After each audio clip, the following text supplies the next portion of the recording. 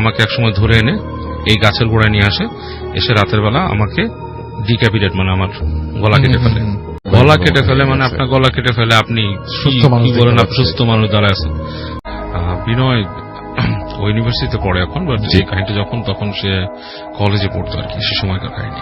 আচ্ছা। তো বিনয় কি ছিল, ডানপিটে টাইপের ছিল, বাসায় সবসময় তার নালিশ আসতো বিভিন্ন দুষ্টুমির জন্য। তো এরকম একটা সময় একদিন বাসায় সন্ধ্যার সময় তার বাবার কাছে নালিশ আসে তার সম্পর্কে, সে কিছু দস্যুপনা আর কি যেটা করে, এটার কারণে। এবং বাসায় নালিশ আসাতে তার বাবা খুব রেগে থাকে এবং তাকে খুব বকাঝকা এমনকি মারধরও করে। আচ্ছা। তো বকাঝকাটা তার নিত্যদিনের সঙ্গে ছিল, মারধরটা খুব কমই খেয়েছে। ওই দিনেরটা যখন হয় তখন সে খুব খুব কষ্ট পায় মারকে, এবং অ্যাকচুয়ালি মানে যেই কারণে তাকে মারা হয়েছে সেটার জন্য আসলে সে খুব একটা লায়াবল ছিল না আর কি, দোষী ছিল না আর কি। তো সে বাসা থেকে বেরিয়ে যায় রাগ করে, এবং তখন আপনার একটা সময় আছে যে সন্ধ্যা হয়ে যায়, রাত হয়ে যায়, সে এদিক সেদিক একটু কাটায়, বন্ধুদের সাথে গল্প করে কাটায়, দুঃখের কথা বলে কাটায়, চায়ের দোকানে বসে থাকে। তো তারপরে তার দুঃখ মেটে না যে বাসার থেকে তাকে কেউ ডাকছে না, কন্ট্যাক্ট করছে না। তো এখানে তার মনটা আরো খারাপ হয়, এবং সে একসময় মোবাইল তার মোবাইল ছিল তখন, মোবাইল এখনো আছে, মানে সে সময় মোবাইল কমিউনিকেশনটা আর কি খুব এক্সপেন্সিভ ছিল এবং খুব কম মানুষেরই থাকতো। তো যাই হোক, তো সে মোবাইলটা বন্ধ করে দেয়, মোবাইল বন্ধ করে সে আপনার হেঁটে হেঁটে চলে যেতে থাকে, মানে নদীর পাড় আছে, ওখানে একটা নদী আছে, নদীর কাছে চলে যায়, যে ওখানে বসে থাকে। তো তখন রাত মনে করেন 10টা-11টা এরকম বাজছে, এরকম সময় সে নদীর পাড়ে বসে আছে। তো একটু গ্রামাঞ্চল যেখানে আর কি, যেখানে শহরের আলো এবং সবকিছুর উপস্থিতি কম, সেখানে রাত 10টা-11টা বেশ গভীর রাত। তো রাত বাড়ছে, ছোটখাটো মশার কামড় খাচ্ছে, এবং আপনার আশেপাশের প্রকৃতির যে শব্দ সেগুলো পাচ্ছে। তো একবার মনে হলো যে বাসায় চলে যাই, মানে কষ্ট করে বসে থাকার কি আছে। তো তারপর আবার মনের মধ্যে একটা ক্ষোভ তার দানা বাঁধে যে কেন এরকম হবে, কেউ যোগাযোগ করছে না। নানা রকম মানসিক কষ্টে এসে বসেই থাকে, ডিসিশন নেয় যে সে যাবে না বাসায়। তো বসে থাকতে থাকতে কিছুক্ষণ পর আরেকটু রাত হয়, তখন সে আপনার ওখান থেকে হেঁটে একটু সামনের দিকে যায়, যে দেখে যে একটা গাছের মতো গুড়ি আছে, ওই গাছের গুড়িতে সে আপনার হেলান দিয়ে বসে চিন্তা করে যে আমি এখানে বসেই রাতটা পার করে দিই। তো বেশ অনেকক্ষণ হয়ে গেছে, এর মধ্যে তার একটা তন্দ্রা ভাব হয়, ঘুমিয়ে পড়ে প্রায়। তো এই অবস্থায় হঠাৎ সে ফিল করে যে তার সামনে কেউ একজন দাঁড়িয়ে আছে, দাঁড়িয়ে তাকে ডাকছে। তো ওর নাম ধরে ডাকে না, মানে লাইক এই এই এভাবে ডাকছে আর কি। তো হঠাৎ করে চোখ মেলে তাকায়, দেখে যে একজন মানুষ দাঁড়ায় আছে। তো মানুষটাকে সে পুরোপুরি বুঝতে পারে না, যেটা মানে মানুষের যে আপনার যে মানে চেহারা সুরত এগুলা খুব একটা ঠিক মতো ভিজিবল হচ্ছে না, একটা অবয়ব অন্ধকারের মধ্যে দাঁড়ায় আছে, বোঝা যাচ্ছে এটা মানুষ, কারণ কোনো আলো নেই আশেপাশে, আদার দেন লাইক আকাশের যে হালকা আলো, আপনার ওই প্রকৃতির যে ছোটখাটো আলো থাকে, লাইক হয়তো দূরে জোনাকি জ্বলছে, এরকম কিছু আলোতে, চাঁদের হালকা আলোতে সে মানে দেখছে মানুষটাকে, অবয়ব আছে। বলছে যে এখানে কি করেন? তো বলতেছে যে এখানে কি করি মানে আপনি কে? তো বলতেছে যে আমি এখানেই লোক, আপনি এখানে কি করতেছেন? এটা আমার এলাকা, এখানে বসে আছেন কি ব্যাপার রাতের বেলা? তো বলতেছে যে আমি এখানে আছি, তো আপনার সমস্যাটা কি? আমি আমার বাসা থেকে আসছি। বাসা কোথায়? বলছে এই তো বেশ খানিকটা দূরেই আছে। তো বলে কি মন খারাপ? তো বলতেছে যে হ্যাঁ আমার মনটা একটু খারাপ আছে। তাহলে চলেন আসেন সামনে যাই, আপনার মন ভালো করি, গল্প করবো। তো বলে চলেন। তো ওই লোকটা ওকে ডেকে নিয়ে যেতে থাকে সামনে। তো ওই লোকটার পিছু পিছু যায় নদীর পাড় দিয়ে, মানে একটা আপনার মানে ভেজা রাস্তা আর কি, খুব একটা শুকনো না। আচ্ছা। ওখান থেকে হেঁটে হেঁটে সে যায়। তো লোকটা ওর সাথে কথা বলতেছে মন খারাপ কেন হয়েছে আপনার? বলে যেরকম বাসায় আমাকে বকা দিছে, এই সেই হ্যানত্যান, ভাই অনেক ব্যাপার স্যাপার, এই কারণে মন খারাপ হয়েছে, এটা তো স্বাভাবিক না। তো ওকে লোকটা বলতেছে যে ছোটখাটো ব্যাপারে মন খারাপ করলে কেমনে হবে ভাই, এখানে তো মানুষের তো কত দুঃখ থাকে, কত কষ্ট থাকে, আমিও তো অনেক কষ্ট নিয়ে বাস করি, আপনার মতো তো মন খারাপ করি না।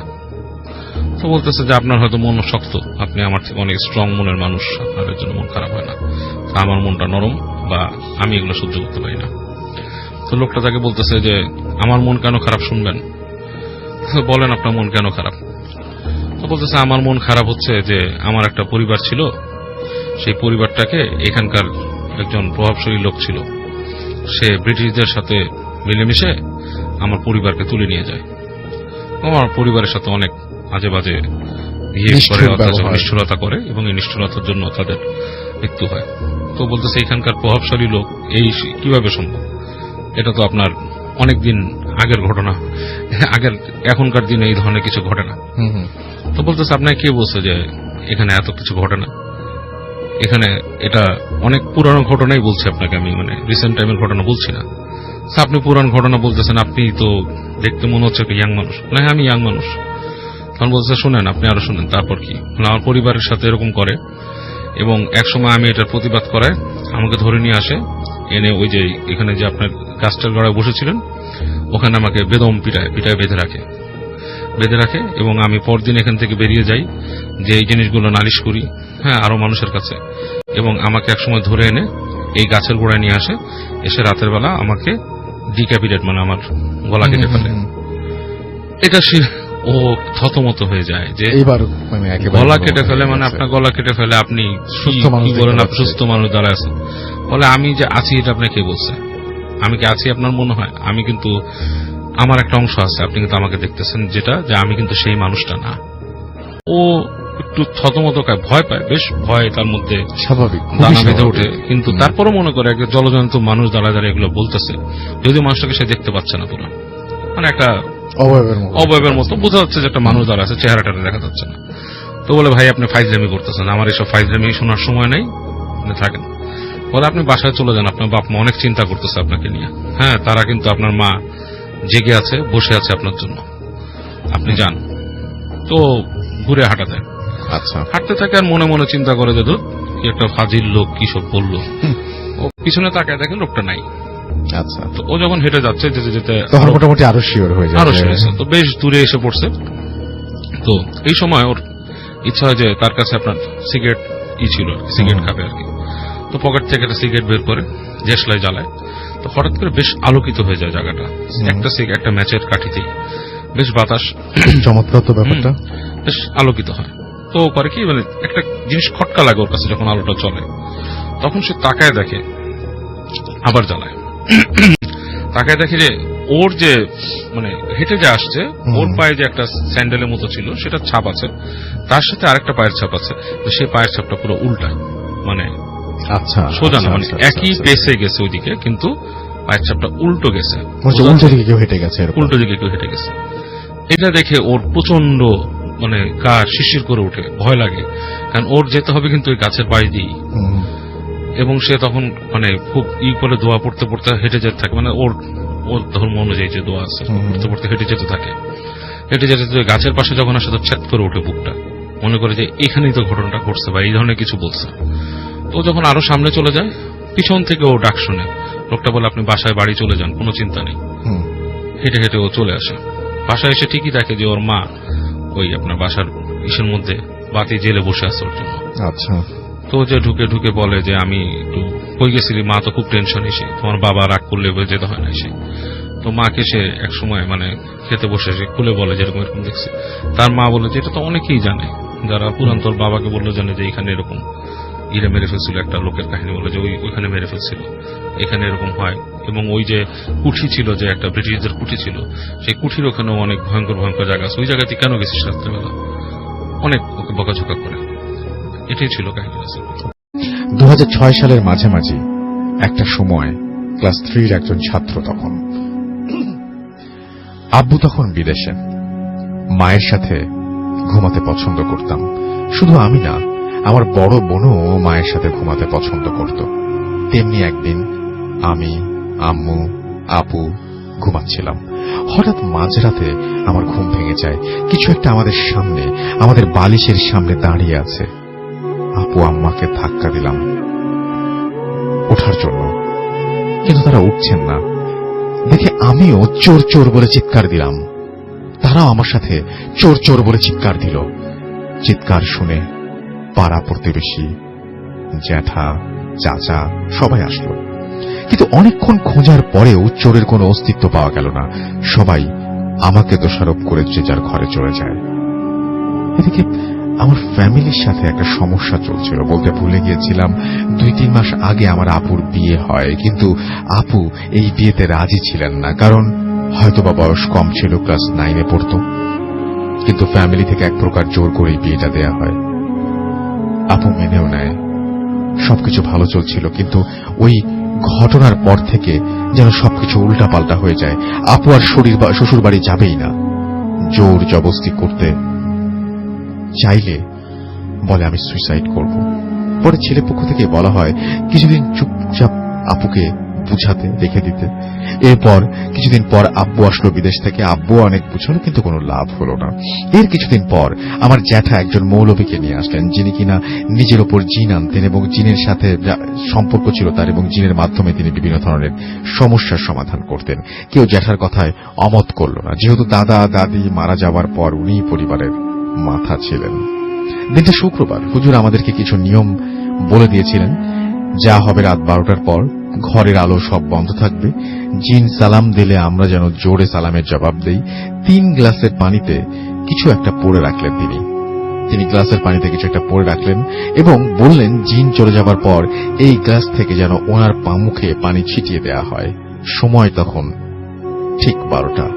আমরা অনেক আগে থেকেই খাবার দাবার সেরে 12টার বাজার অপেক্ষা করছিলাম। হুজুর এক রুমে, আর আমরা সবাই, আম্মি, আম্মু, আব্বু, জ্যাঠা, ছোট চাচা আর আপুকে জ্যাঠার পাশেই বসতে বলেছিলেন হুজুর, আর জিনের সাথে সব সমস্যার কথা বলতে বলেছিলেন জ্যাঠাকে। হঠাৎ হুজুর বললেন ঘরের সব লাইট বন্ধ করতে এবং আমরা আমাদের প্রস্তুত হতে। যেমন কথা তেমন কাজ। বন্ধ করার সাথে সাথেই হুজুর কোরআন শরীফের একটা আয়াত পড়তে শুরু করলেন। আয়াতটা হয়তোবা 30 সেকেন্ডের আয়াত ছিল। আয়াতটা 3 বার পড়ার সাথে সাথেই মনে হলো ঘরের মধ্যে যেন তুফান হচ্ছে। টিনের ঘর ছিল আমাদের, টিনগুলো যেন উড়িয়ে নিয়ে যাবে। তার কয়েক সেকেন্ড পরেই কেউ একজন সালাম দিল, আসসালামু আলাইকুম। এত গম্ভীর আর এত মোটা কণ্ঠস্বর কোন সাধারণ মানুষের পক্ষে সম্ভব না এভাবে কথা বলা। যাই হোক, আমরা সালামের জবাব দিলাম, আমাদের সমস্যার কথা জিজ্ঞেস করলাম। যেটা আপুর দিকে আঙুল দিয়ে বললেন, আমার ভাতিজি কয়েক মাস হলো বিয়ে হয়েছে, ভালোই ছিল, কিন্তু হঠাৎ করে শ্বশুর বাড়ি যেতে চাচ্ছে না। একটু জোর করতে গেলেই বলে আত্মহত্যা করবে। যেটা আরো বলে কিছু বলতে যাবে, তখনই জিন তাকে থামতে বলেন এবং বলেন আমাকে একটু সময় দেন। এই বলে তিনি প্রায় 5 মিনিটের মতো চুপ থাকেন। 5 মিনিট পর বলে ওঠেন কিভাবে যাবে, ওর পুরনো যার সাথে সম্পর্ক ছিল সে তোকে তাবিজ করেছে। জ্যাঠা সাথে সাথে প্রশ্ন করেন এই তাবিজের হাত থেকে কিভাবে মুক্তি মিলবে। তখন জিন বলেন কিছু উদ্ধার করার শক্তি নেই তার, কিন্তু শুধু তথ্য দিতে পারেন এবং নিজ থেকেই বলেন আমি আমার ভাইকে অনুরোধ করব তিনি যেন আপনাদের সমস্যার সমাধান করে দেন। এই বলে সালাম দিয়ে তিনি চলে যান। আমরা অনেক জোরে একটা শব্দ শুনতে পাই। টিনের দেয়ালের ওপর ছিটকে পড়েছেন তিনি এবং আমরা দেরি না করে লাইট জ্বালাই। হুজুরের কথা মতো গ্লাস থেকে তার মুখে পানি ছিটিয়ে দেই এবং সাথে সাথে ওনার জ্ঞান ফেরে এবং বলেন আপনাদের কাজের সমাধান হয়েছে কি। আমরা যখন বলি যে কিছু কাজ এখনো বাকি আছে, তখন তিনি নিজ থেকেই বলেন আমাকে 30 মিনিট বিশ্রাম করতে দেন, তারপর আবার পুনরায় শুরু করব। 30 মিনিট পর হুজুর আলো বন্ধ করতে বললেন এবং পুনরায় একই আয়াত পড়া শুরু করলেন। 3 বার পড়ার পর আবার মনে হচ্ছিল আমাদের ঘরে তুফান হচ্ছে। কয়েক সেকেন্ড পর আবার গম্ভীর কণ্ঠস্বর, কিন্তু এইবার কণ্ঠস্বর শুনে আমরা বুঝতে পারছিলাম উনি আরেকজন। আগের মতোই সালাম দিলেন এবং নিজের থেকেই বলতে থাকলেন ভাই আমাকে বলেছে আপনাদের সমস্যার কথা, আমাকে একটু সময় দেন। এটা বলার সাথে সাথে আমরা অনুভব করলাম কিছু একটা আমাদের সামনে দিয়ে হেঁটে গেল। আমরা কিছু দেখতে পেলাম না, শুধু হেঁটে যাওয়ার শব্দ পেলাম এবং এটা এক রুম থেকে আরেক রুমে যাচ্ছে বোঝা যাচ্ছিল। এমন সময় 2 মিনিটের মতো সময় হঠাৎ তিনি আবার সালাম দিয়ে বললেন তাবিজ কোথায় আছে, পাওয়া গেছে। এবং সেটা মেয়েটার বালিশের মধ্যে। তিনি আরো বললেন যে এই কাজটা একজন খারাপ জিনের মাধ্যমে করা হয়েছে আর এখন থেকে আপনার মেয়ের সাথে আর কোনো সমস্যা হবে না। আমরা ওনাকে ধন্যবাদ জানাই।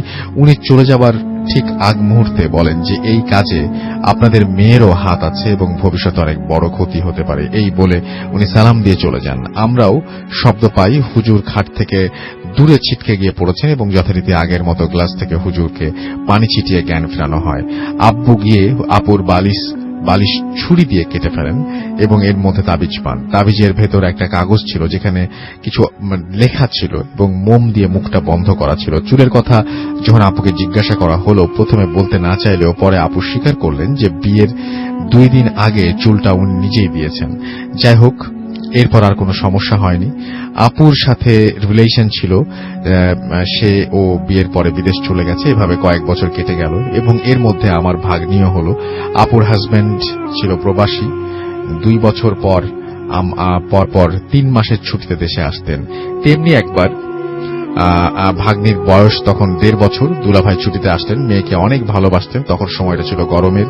যেহেতু গ্রামে গরমের সময় ইলেকট্রিসিটি একেবারে তখন থাকতো না, গরমে ঘুমাতে পারছিলেন না, তাই তিনি একটা জেনারেটর কিনে আনলেন এবং উনি জেনারেটরের কাজ করতেন দেশের বাইরে, তাই কানেকশনের জন্য আলাদা ইলেকট্রিশিয়ান যায়নি। দিনটা মঙ্গলবার, আমি পড়ছি, হঠাৎ আম্মুর কান্নার আওয়াজ শুনতে পেলাম। কাছে গিয়ে শুনলাম দুলাভাই আর নেই।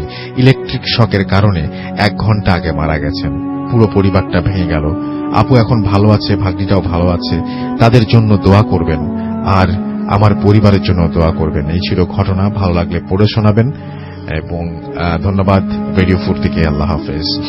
যাই হোক, আমরা অবশ্যই এই ঘটনার যে পার্টটা সেটা যে বাল্যবিবাহের বিপক্ষে, কিন্তু ব্যাপারটা হচ্ছে যে এই যে তাবিজের যে ব্যাপারটা, সেই ব্যাপারটা পড়ার জন্য আমরা এই ঘটনাটা আপনাদের সামনে উপস্থাপন করলাম এবং মানুষকে কতদূর পর্যন্ত নিয়ে যেতে পারে যে ব্ল্যাক ম্যাজিক বা যে তাবিজ কবজ, এটাকে মানুষজনকে আত্মহত্যাতেও প্রণোদিত করতে পারে বা আত্মহত্যার ব্যাপারে ওইদিকেও নিয়ে যেতে পারে। সেই ব্যাপারটা খুব ইন্টারেস্টিং ছিল এখানে এবং ফাইনালি পরিবারের এই ঘটনাটা সমাপ্তি ঘটে।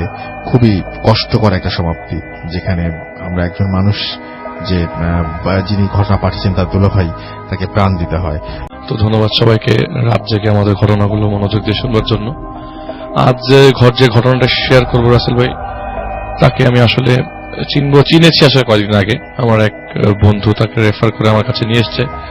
তো যার ঘটনা বলবো সে আবার বাংলাদেশের বাইরে, বাংলাদেশে বিভিন্ন জায়গায় ঘুরে বেড়াতে পছন্দ করে। আর এই মনে করেন ফ্রেন্ড পেলো, কয়েকজন মিলে প্ল্যান করে ফেললো ঢাকার বাইরে যে টেন্ট করে থাকবে বা সারাক্ষণ ঘুরতে ফিরতে পছন্দ করে।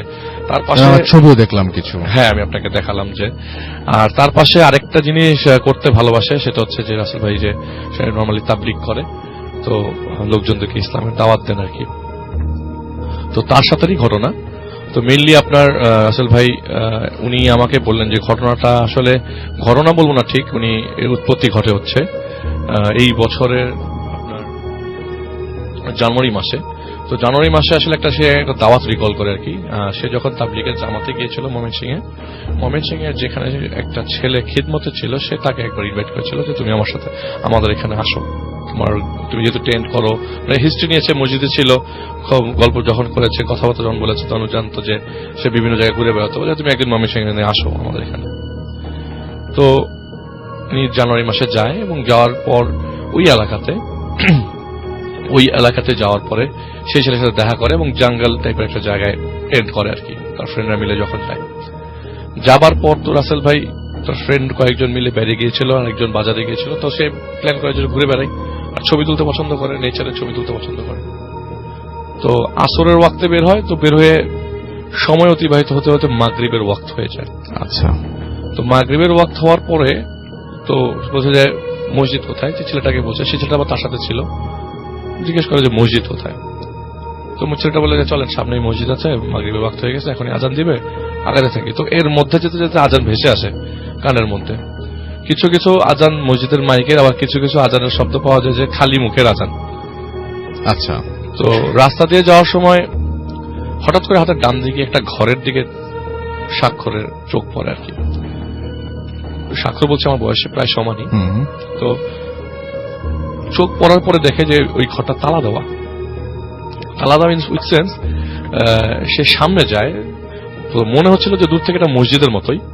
তো কাছে যাওয়ার পর, কারণ উনি ডিটেক্ট করে হচ্ছে যে ওই ঘরটার পাশ সামনে ফ্রন্টে একটা নামাজের সময়সূচি টাইপের একটা জিনিস বাইরে ঝোলানো।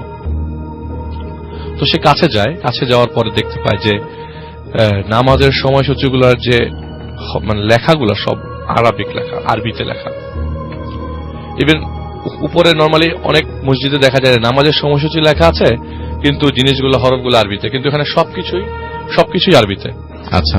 তো উনি একটু অবাক হয়ে যায় যে আসলে কি, এখন মাগরিবের ওয়াক্ত হয়ে গেছে, আজান দিবে, মানুষজনও দেখছি না এই মসজিদে, এটা তো মসজিদই মনে হচ্ছে, কারণ এখানে ওয়াক্তের সময়সূচি আছে। সবচেয়ে আশ্চর্য বিষয় হচ্ছে রাসেল ভাই, এই ওয়াক্ত গুলোর যে সময়গুলো এরকম যে জোহরের ওয়াক্ত 4টার দিকে দেওয়া, আসর মানে মনে হচ্ছে শুরুর দিকে প্রথমটা জোহরের ওয়াক্ত, মনে হচ্ছে প্রথমটা জোহরের ওয়াক্ত 4টার দিকে, পরেরটা 6টার দিকে, এরকম করে নর্মাল টাইম থেকে 2-3 ঘন্টা আগানো, আবার 1-2 ঘন্টা পেছানো। আচ্ছা। খুব অবাক হয়ে যায়। আর মোস্টলি অবাক হয়ে হচ্ছে যে এটা মসজিদ, এখানে মাগরিবের ওয়াক্ত হয়ে গেছে, মানুষজন থাকবে অথবা কেউ আসবে নামাজ পড়বার জন্য, কিন্তু বাইরে দিয়ে তালা দেওয়া। ওই ছেলেটাকে ডাকে, ওই ছেলেটা অনেকটা আগে এগিয়ে যায় আর কি, ও খেয়াল করে না, কারণ এই মসজিদের এই রুমটার মানে ঘরটার কাছে চলে যাওয়ার কারণে। তো ছেলেটাকে ডাকে, বলে যে এইখানে এটা তো মসজিদ, এখানেই পড়ে ফেলি, আবার সামনে যাবো কেন? তো ছেলেটা বলে না ভাই, আমরা সামনের মসজিদে পড়ি। বলে যে এখানেই পড়ি, এখানে তো পড়াই যাবে, এই মসজিদে তো পড়াই যাবে, আবার সামনে যাবো কেন কষ্ট করে, এত দূর হাঁটছে, এখন আবার হাঁটবো। আচ্ছা। বলে না ভাইয়া, এখানেই পড়ি, এখানেই আরাম করে পড়ে ফেলতে পারবো। বলে না আপনি সামনে একটা ভালো মসজিদ আছে ভাই, এখানে তো মানুষ কম হয়, জামাতে যত বেশি মানুষ হয় তত বেশি সব। তো সে ওই ছেলেটার সাথে হাঁটা ধরে এবং মসজিদে গিয়ে নামাজ পড়ে মানে ওই হেরে যায় আর কি ছেলেটার কাছে। পরে ছেলেটা জিজ্ঞাসা করে, আচ্ছা আপনি তো আমাকে এই জায়গাতে নিয়ে আসলেন, তো আপনি এত ইতস্তত বোধ করছিলেন কেন আমাকে কথাগুলো বলার সময়, এতটা মানে আপনার ভয় লাগছিল কেন যেখানে পড়া যাবে না বা কিছু, এটা তো মসজিদই। তো তখন সেটা বললো যে আসলে ভাইয়া, এইখানে আসলে একটা ঘটনা আছে, ঘটনাটা আপনাকে কিভাবে শেয়ার করি। এই ঘটনার কারণেই অনেকে এই মসজিদে নামাজ পড়ে না। তো নামাজ কেন পড়ে না সেটার জন্য আমার একটা ঘটনা আপনাকে বলতে হবে। যে ছেলেটা তার সাথে ছিল, সেই ছেলেটার ঘটনা বলছি রাসেল ভাই এখন।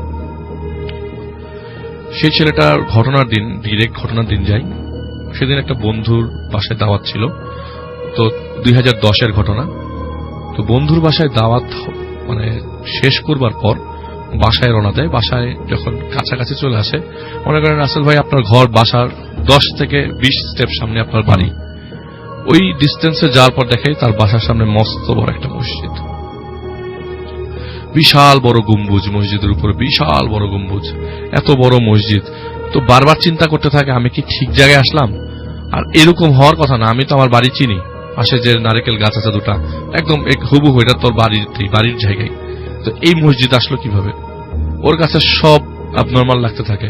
আর এই রাসেল ভাই আপনাকে বলেছিলাম যে ছেলেটা তাবলিগ করতো, ওই এলাকাতে অনেক গারো মানুষদের ওনারা মুসলমান করেছে। ওনাদের যে রেস্ট আছে, মানে ওরা যে তাবলিগ করে অনেক আগের থেকেই যেত মসজিদ ওই জায়গায়, তো অনেক মানুষ ওরা মুসলমান হয়েছে আর কি। তো এই যে ছেলেটার কথা বলছি, সেই ছেলেটা পুরো ফুল ফ্যামিলি মুসলমান অনেক আগের থেকে। তো বাসার সামনে মসজিদ দেখে ওই ছেলেটা খুব অবাক হয়ে যায়, এত বড় গম্বুজ, আজান ভেসে আসছে রাসেল ভাই, রাত তখন 12টা বাজে। এই আজানের সাউন্ড একদম অস্পষ্ট, আজান আপনি প্রপারলি শুনবেন না, এরকম আজান। আচ্ছা। বলে আমি খুব অবাক হয়ে যে আজানের সাউন্ডটা স্পষ্ট না। তো আমি ভাবলাম যে আমি তো অত বেশি সূরা পারি না, আমি সূরা ইখলাস পড়া শুরু করি। তো সূরা ইখলাস পড়বার সাথে সাথে মসজিদ থেকে একটা মৌলভী বেরিয়ে আসে। আচ্ছা। অনেক লম্বা একজন মৌলভী, অনেক বড় দাড়ি, কোমর ছাড়িয়ে যায় এরকম লম্বা একজন দাড়িওয়ালা একটা মৌলভী এসে বলে যে ফজরের ওয়াক্ত হয়ে গেছে, নামাজ পড়তে আসো। তো আমি খুব অবাক হয়ে যাই। আমি বললাম, চাচা ফজরের ওয়াক্ত কিভাবে হয়, এখন তো 12টা বাজে।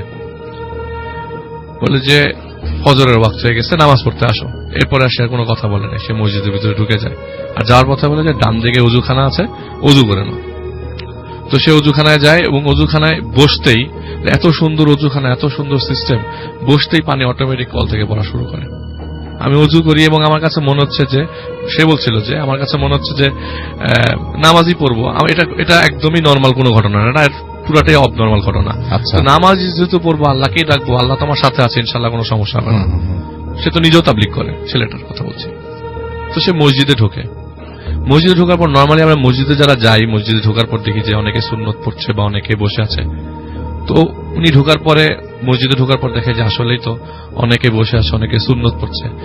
এত লম্বা মসজিদ, এত বড় বাড়ি তো ওদের বাসাটা না, এত বড় জায়গা না। তো সে বলে জায়গাতে হাইয়েস্ট 2 কাঠা 2.5 কাঠা জায়গা হবে, কিন্তু এত বড় মসজিদ, এটাতে এক প্রান্ত থেকে এক প্রান্ত দেখা যাচ্ছে না। তো সে কি করে একটা জায়গায় দাঁড়ায় এবং দাঁড়ানোর পরে নামাজের পরে বলে কি, এত বড় মসজিদে পুরো ভর্তি মানুষ, আমি নামাজ পড়ি এবং সে বলে যে আমি সর্বশেষ কাতারে নামাজ পড়ি। ফরজ নামাজ শেষ করে সে বের হয় এবং সে নামাজ পড়ার সময় আল্লাহ আল্লাহ করতে করতেই নামাজ পড়ে। আমি কোথায় ঢুকলাম, নামাজ পড়তে হচ্ছে কিছু বুঝতে পারছি বাইরে কি দুনিয়া আর আমি ভিতরে কি অবস্থায় আছি। তো সে খুব অবাক হয়ে যায়, বলে যে ওর হার্টবিট মনে হয়, ওর বলে যে আমার হার্টবিট বেড়ে অনেকটু হয়ে গেছে এবং যে কোনো মুহূর্তে আমি পড়ে যাবো, এরকম অবস্থা। তো সে নামাজ শেষ করে এবং আস্তে করে হাতে অল্প করে আস্তে আস্তে হেঁটে হেঁটে হেঁটে হেঁটে পিছনে বেরিয়ে এক দৌড় দিয়ে বেরিয়ে যায়। মসজিদ থেকে বেরিয়ে মসজিদের দিকে তাকিয়ে দেখে এটা তার বাড়ি। নামাজ শেষ হওয়ার পর মসজিদ থেকে বেরিয়ে দেখে যেটা তার বাড়ি। তো তার বাড়ির যে নিচ তালা, মানে নিচ যে তালাটা ছিল, সেখান থেকে জাস্ট মিনিট 10 সেকেন্ডের মধ্যে 1000টা বিড়াল বেরোলো। দর করে বিড়াল বেরোচ্ছে, মানে থামানো যাচ্ছে না, এত বিড়াল বেরোচ্ছে। তো সে এক দৌড়ে সে ফ্রেন্ডের বাসায় চলে যায়, যে ফ্রেন্ডের বাসা থেকে সে এসছে। পরের দিন সকালবেলা বাসায় যায় এবং বলে যে আমি গতকালকে যখন বাসায় আসি, এরকম ভাষাটার মধ্যে আমি দেখি যেটা আমাদের বাড়ি না, আমি কোথায় আসলাম, একটা মসজিদের সামনে আসি। তো তার বাবা জিনিসটা বোঝে না, বলে যে দেখো তোমাকে আমি এই দোয়াটা দিলাম, এই দোয়াটা পড়ো এবং প্রতিদিন এটা আমল করো, আশা করি কোনো সমস্যা হবে না। আসলে এই আমল করার পর থেকে যে সমস্যা হয়েছে তা না, এরকম কোনো রাসেল ভাই সমস্যা হয় নাই। কিন্তু পরবর্তীতে ওই এলাকায় লোকজনরা নিজেদের বাড়িতে যাওয়ার পরে নিজেদের ঘরকে মসজিদের মতো দেখেছে। আচ্ছা, এলাকার লোকজন। এবং এটা মানে এখনো কি চলছে এরকম ঘটনা? এখনো চলছে, মানে কি রাসেল ভাই তখন পর্যন্ত চলছিল। তো হঠাৎ করে তারা ডিসিশন এলাকার লোকজন মিলে যে একজন হুজুর নিয়ে এসে সমস্যাটা কি বের সমাধান করবেন। আমি যে টিনের চালের কথাটা বলছিলাম রাসেল ভাই, সেই টিনের চালের জায়গাটা আগে একটা ঘর ছিল, ইটের ঘর ছিল, সেটা রিমুভ করে এখানে একটা টিনের ঘর করা হয়েছে। এইটার সলিউশন দিয়েছি ইন্ডিয়া থেকে আগত একজন বুজুর্গ মানুষ, যে এসে বলেছে যে এই জায়গায় কিছু জিন আছে যারা নামাজ পড়তে চায়, কিন্তু এই মসজিদটায় জিনেরাই আগে নামাজ পড়তো। এই না মসজিদটা যখন ভাঙা হয় তখন আর রেনোভেট করা হয় না। কিছু আনসলভ মিস্ট্রি আছে ওই জায়গাটাতে, রাসেল ভাইটা এখনো পর্যন্ত আননোন, এবং ওই আননোন ঘটনাটা স্বাক্ষর আর জানতে পারে নাই। কিন্তু আমি ওকে বলেছি যে তুমি দেখো, জানার চেষ্টা করো আগে কি হয়েছিল, যে এইখানে কেন আগের বিল্ডিংটা ভাঙা ছিল, রেনোভেশনটা কেন হয় নাই। তো সেই হুজুর বলেছে যে এইখানে একটা মসজিদ করে দিতে, এবং মসজিদটা করবার পর সে পড়ে দিয়ে চলে যায়। এরপর থেকে এই প্রবলেমগুলো আর ফেস করে না, কিন্তু এই মসজিদটা এখনো পর্যন্ত মানে ওই অবস্থায় বিদ্যমান। Thank you so much. আরো একটা সেকেন্ড ঘটনা আছে, সেই ঘটনাটা আমরা শুনবো, তবে তার আগে আমরা চলে যাব এখন ফারনানের কাছে, এবং ফারনান এসছেন আমাদের এখানে, এবং ফারনানের যে ঘটনাটা আছে সেই ঘটনাটা আমরা শুনে ফেলবো, এবং আশা করছি যে এই ঘটনাটা আপনাদের আনন্দ দিতে পারবে। তো আমরা চলে যাচ্ছি সরাসরি ফারনানের কাছে। হ্যালো লিসনার্স, আমি ফারনান, পুরান ঢাকা থেকে এসেছি। আর রাসেল ভাই, আপনাকে অনেক ধন্যবাদ আমাকে আজকে ইনভাইট করার জন্য। ধন্যবাদ আপনাদেরকে, মানে আমি আলিফকে, আপনাকে এবং বাবু ভাইকে, তিনজনকে স্পেশালি ধন্যবাদ শুরুতেও দিয়েছি, আবারও দিতে চাই। আপনারা এত ব্যস্ততার মধ্যে যে এসছেন, এটা অনেক বড় একটা ব্যাপার আর কি। না ভাই, ওকে, থ্যাংক ইউ অবশ্যই। আর এখন যে ঘটনাটা আমি শেয়ার করব, সেটা আমাকে একজন শেয়ার করেছে। ওনার নাম হচ্ছে অরণি, এবং ওনার একজন কাজিন আমাকে ঘটনাটা শেয়ার করে, এবং কাজিনের নাম হচ্ছে মেহরাব। তো ওনাদের দেশের বাড়ি হচ্ছে মানিকগঞ্জ। তো মানিকগঞ্জ জেলার সাটুরিয়া নামে একটা জায়গায় তো ঘটনাটা ঘটে, এবং মেহরাব যেটা হয় যে কোন এক ছুটিতে সে তার দেশের বাড়ি, মানে নানার বাড়ি, সেখানে ঘুরতে যায়। এবং যেটা হয় যে ওনাদের গ্রামে কালীবাড়ি নামে একটা জায়গা আছে, এবং এই কালীবাড়ি যে জায়গাটা, সেখান থেকে তাদের নানার বাসা খুবই কাছে, এবং ওই কালীবাড়ির ঠিক পাশেই অনেক বড় একটা পুরনো পুকুর আছে। এবং এই পুকুরটা নিয়ে ওই গ্রামের অনেক মানুষ, অনেক ধরনের কথা প্রচলিত রয়েছে, অনেক ধরনের মিথ আছে সেখানে। তো যারা ওখানকার একদম স্থানীয়, তারা সবসময় পুকুরটাতে, মানে পুকুরটাকে অ্যাভয়েড করে চলে। আচ্ছা, কিছু খারাপ কিছু দোষের কারণে এটাকে অ্যাভয়েড করে চলে। তো যেটা হলো যে মেয়েরা কোন এক ছুটিতে তার নানার বাড়ি গেল, এবং ওরা যেটা করলো যে ওইখানকার কিছু বন্ধু বান্ধব মিলে এবং সে নিজে মিলে পুকুরে গোসল করলো। এবং পুকুরে এরকম কিছু দুর্নাম থাকার কারণে সবাই যেটা করতো যে ওই পুকুর পাড়ের কাছাকাছি গোসল টোসল করতো আর কি, একদম মিডলেও যেত না এবং দূরে টুরে যেত না আর কি। তো তারাও ঠিক একইভাবে গোসল টোসল করে ওখান থেকে উঠলো এবং উঠার পরে যেটা হলো যে মেহরাবের বাম হাতে একটা ব্রেসলেট ছিল, গোল্ডের চিকন একটা ব্রেসলেট ছিল, এবং সে ওঠার পরে দেখেছি সেটা নাই। তো সেই জিনিসটা দেখে একটু অবাক হইলো যে আমি এটা হারাই ফেললাম আসলে, মানে আমার উচিত ছিল যে এটা আমি খুলে রেখে তারপর নামাটা উচিত ছিল। আচ্ছা, নর্মাল কমন সেন্স। এবং ওর গলায় একটা চিকুন গোল্ডের চেন ছিল, সেটা ঠিক ছিল, কিন্তু হাতের ব্রেসলেটটা মানে হারায় গেছে এরকম কিছু একটা। তো সেটা বাসায় যে সে তার নানাকে বলল, তার বাবা মাকে বলল যে আমি ব্রেসলেট হারাই ফেলছি। তো তারাও বলল যে তুমি তো কাজটা মানে খুলে তারপর গোসল করতা, এটা তো নর্মাল একটা কথাই। তো তারপরেও সে মানে বিষয়টা একসময় ভুলে গেল তো একদিনের মাথায়। তো ওদের যে বাসাটা ছিল ওই পুকুরটার পাশে ছিল একটা বাঁশঝাড়ের মতো, এবং বাঁশঝাড়ের ঠিক পিছনে ছিল ওদের যে বাসা। তো ওইখানেই মেয়েরা বেশ কয়েকদিন ছুটি কাটানোর জন্য গেল, এবং ওই ওদের যে বাসাটা, বাসার থেকে ঠিক মানে যে রুমটাতে সে ঘুমায় রাত্রে, সেই রুমটা থেকেই মানে পুকুরটা দেখা যায় আর কি, মানে জান্নাতে আসলে পুকুরটা দেখা যাবে। তো সে এক রাতে মানে এই ঘটনাটা প্রায় 2-1 দিনের পরে সে রাত্রে ঘুমাচ্ছে, এবং হঠাৎ করে যেটা হয় যে তার রুমের যে বাহিরে যে জায়গাটা, যেটা একটু বনের মতো, বাঁশঝাড়ের মতো, ওখান থেকে মনে হচ্ছে যে কেউ একজন ওই রুমটার দিকে মানে পাতায় হাঁটলে যেরকম শব্দ হয় না, ঠিক এরকম একটা সাউন্ডে মনে হচ্ছে ওই জানলাটার কাছে আসতেছে কেউ হেঁটে। আচ্ছা। তো ওর হঠাৎ করে মানে ওই সময়টাতে মানে ঘুমটা ভেঙে যায়, এবং সে চিন্তা করে যে কিছু একটা আসতেছে নাকি পুকুর থেকে, যেহেতু পুকুরটা নিয়ে অনেক বদনাম তাদের গ্রামে প্রচলিত। তো সে যেটা করে যে মানে সাহসিকতার পরিচয় দেখিয়ে সে যেটা করে যে জানলা দিয়ে দেখার চেষ্টা করে যে কি আসলো। সে ঘুটঘুটে অন্ধকারের মধ্যে দেখে যে কিছুই নাই, জানলার আশেপাশে কিছুই নাই, কিন্তু দূরে পুকুর পাড়ে যে একটা পুকুরের সাথে যে বটগাছটা ছিল, ওখানে কিছু জোনাকির মতো মনে হচ্ছে যে ছোট ছোট চোখ মিটমিট করে একটু পরপর মানে তার দিকে দেখার চেষ্টা করতেছে এরকম। তো প্রথম অবস্থা দেখলে এটাকে জোনাকি পোকা এরকম কিছু মনে হবে, কিন্তু সে এটাকে এই নর্মাল এটাই ভাবলো যে আসলে হয়তোবা কোনো জোনাকি বা এরকম কিছু। সে একটু ভয় পেয়ে গেল, ভয় পেয়ে জানলাটা লাগিয়ে সে শুয়ে পড়লো, এবং এরপর দিন সে তার নানাকে বলল যে আমি এরকম কিছু দেখছি। ওর নানা সবসময় তাকে বলে যে তুমি ওই পুকুরটাতে যেও না, পুকুরটা ভালো না, এবং পুকুরটাতে তুমি ওই ব্রেসলেটে যে হারিয়ে ফেলছো ওটা ভুলে যাও, ওটা নিয়ে তুমি আর কোশ্চেন করো না, এটা ভুলে যাও, এবং ওইখানে আর যেও না, এবং রাত্রে এরকম কিছু দেখলে এটা নিয়ে বেশি মানে গবেষণা বা ইনভেস্টিগেশনের দিকে মানে চিন্তা ভাবনা করো না এগুলো। আচ্ছা। তো এরপরও সে একইভাবে এর পরের দিন মানে রাত্রে যেটা হয় যে আবার একইভাবে তার ঘুম ভেঙে যায়, এবং একটা সময় যেটা মনে হয় যে ওই যে পুকুর পাড় থেকে মনে হচ্ছে কেউ বাঁশঝাড়ের ভিতর দিয়ে হেঁটে হেঁটে অনেকগুলা মানুষ একসাথে হাঁটলে যেরকম শব্দ শোনা যাবে, ঠিক এরকম একটা সাউন্ড দিয়ে মনে হচ্ছে যে সবকিছু তার জানালার ঠিক পাশে এসে দাঁড়াচ্ছে, একটু পরপর হাঁটার শব্দ। এবং একটা পর্যায়ে সে ওই রাতের কথা মনে পড়লো যে এরকম তো আমি দেখছিলাম কিছু চোখের মতো মিটমিট জ্বলতেছে পুকুর পাড়ে বটগাছের নিচে, আবার না আমি দেখে ফেলি এটা, কেননা সেদিন ওই সাউন্ডগুলো একটু দূরে মনে হচ্ছিল, আর আজকে রাত্রে যে সাউন্ডটা একদম মনে হচ্ছে যে জানলার খুব কাছেই জিনিসগুলো। ঠিক আছে, সে একটু ভয় পাচ্ছিল, এবং একটা পর্যায়ে তার কিছু সময়ের জন্য, অল্প কিছু সেকেন্ডের জন্য তার ভয়টা কমে গেল। এবং ভয়টা কমে গেল এই কারণে যে তার কাছে মনে হচ্ছিল যে তার জানালার ঠিক পাশেই অনেকগুলো লোক একসাথে আসলে যেরকম একটা সাউন্ড হয় না, যে কথাবার্তার এরকম একটা সাউন্ড। তো সে একটা পর্যায়ে মনে করলো যে হয়তো অনেক লোকই আসছে, অনেক মানুষই হয়তো তার জানালার পাশে দাঁড়ানো। সে একটু সাহস সঞ্চার করলো, এবং বিছানা থেকে উঠে সে জানালার পাশে গিয়ে দেখার চেষ্টা করলো যে কি আসলে। সে যখন জানালার পাশে গেল, সে দেখলো যে ঠিক ওই সেই রাতে যে ছোট ছোট মিটি মিটি দূর থেকে জোনাকির মতো যেগুলো মনে হচ্ছিল, ওগুলো ঠিক তার একদম জানালার পাশেই, এবং অনেকগুলা মনে হচ্ছে দুটা দুটা করে চোখ, জোড়া জোড়া চোখগুলা মানে লাইট মানে লাল লাইটের মতো তার দিকে ভয়ানক দৃষ্টিতে তাকিয়ে আছে এরকম।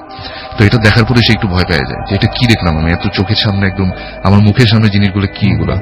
এবং সাথে সাথে সে যখন মানে এটা মানে ওখান থেকে চলে যাবে, তখন একটা লোমশ হাতের মতো কিছু একটা এসে তার গলায় অনেক জোরে চেপে ধরলো, এবং তাকে ওই তার যে গলায় যে গোল্ডের যে চেনটা সবসময় পরা থাকতো ঠিক ওইটা বরাবর তাকে চেপে ধরছে, মনে হচ্ছে তার গলা থেকে ওটা টেনে নিয়ে যাবে এরকম কিছু একটা। ঠিক আছে, তো এরকম কিছুক্ষণ কয়েক সেকেন্ড ধস্তাধস্তির পর সে মানে ওখান থেকে ছুটে এক দৌড়ে মানে তার রুম থেকে বের হওয়ার সময় তার মাথায় কোনো একটা কিছু বাড়ি লাগে এবং সে একটু কিছুক্ষণের জন্য সেন্সলেস হয়ে যায়।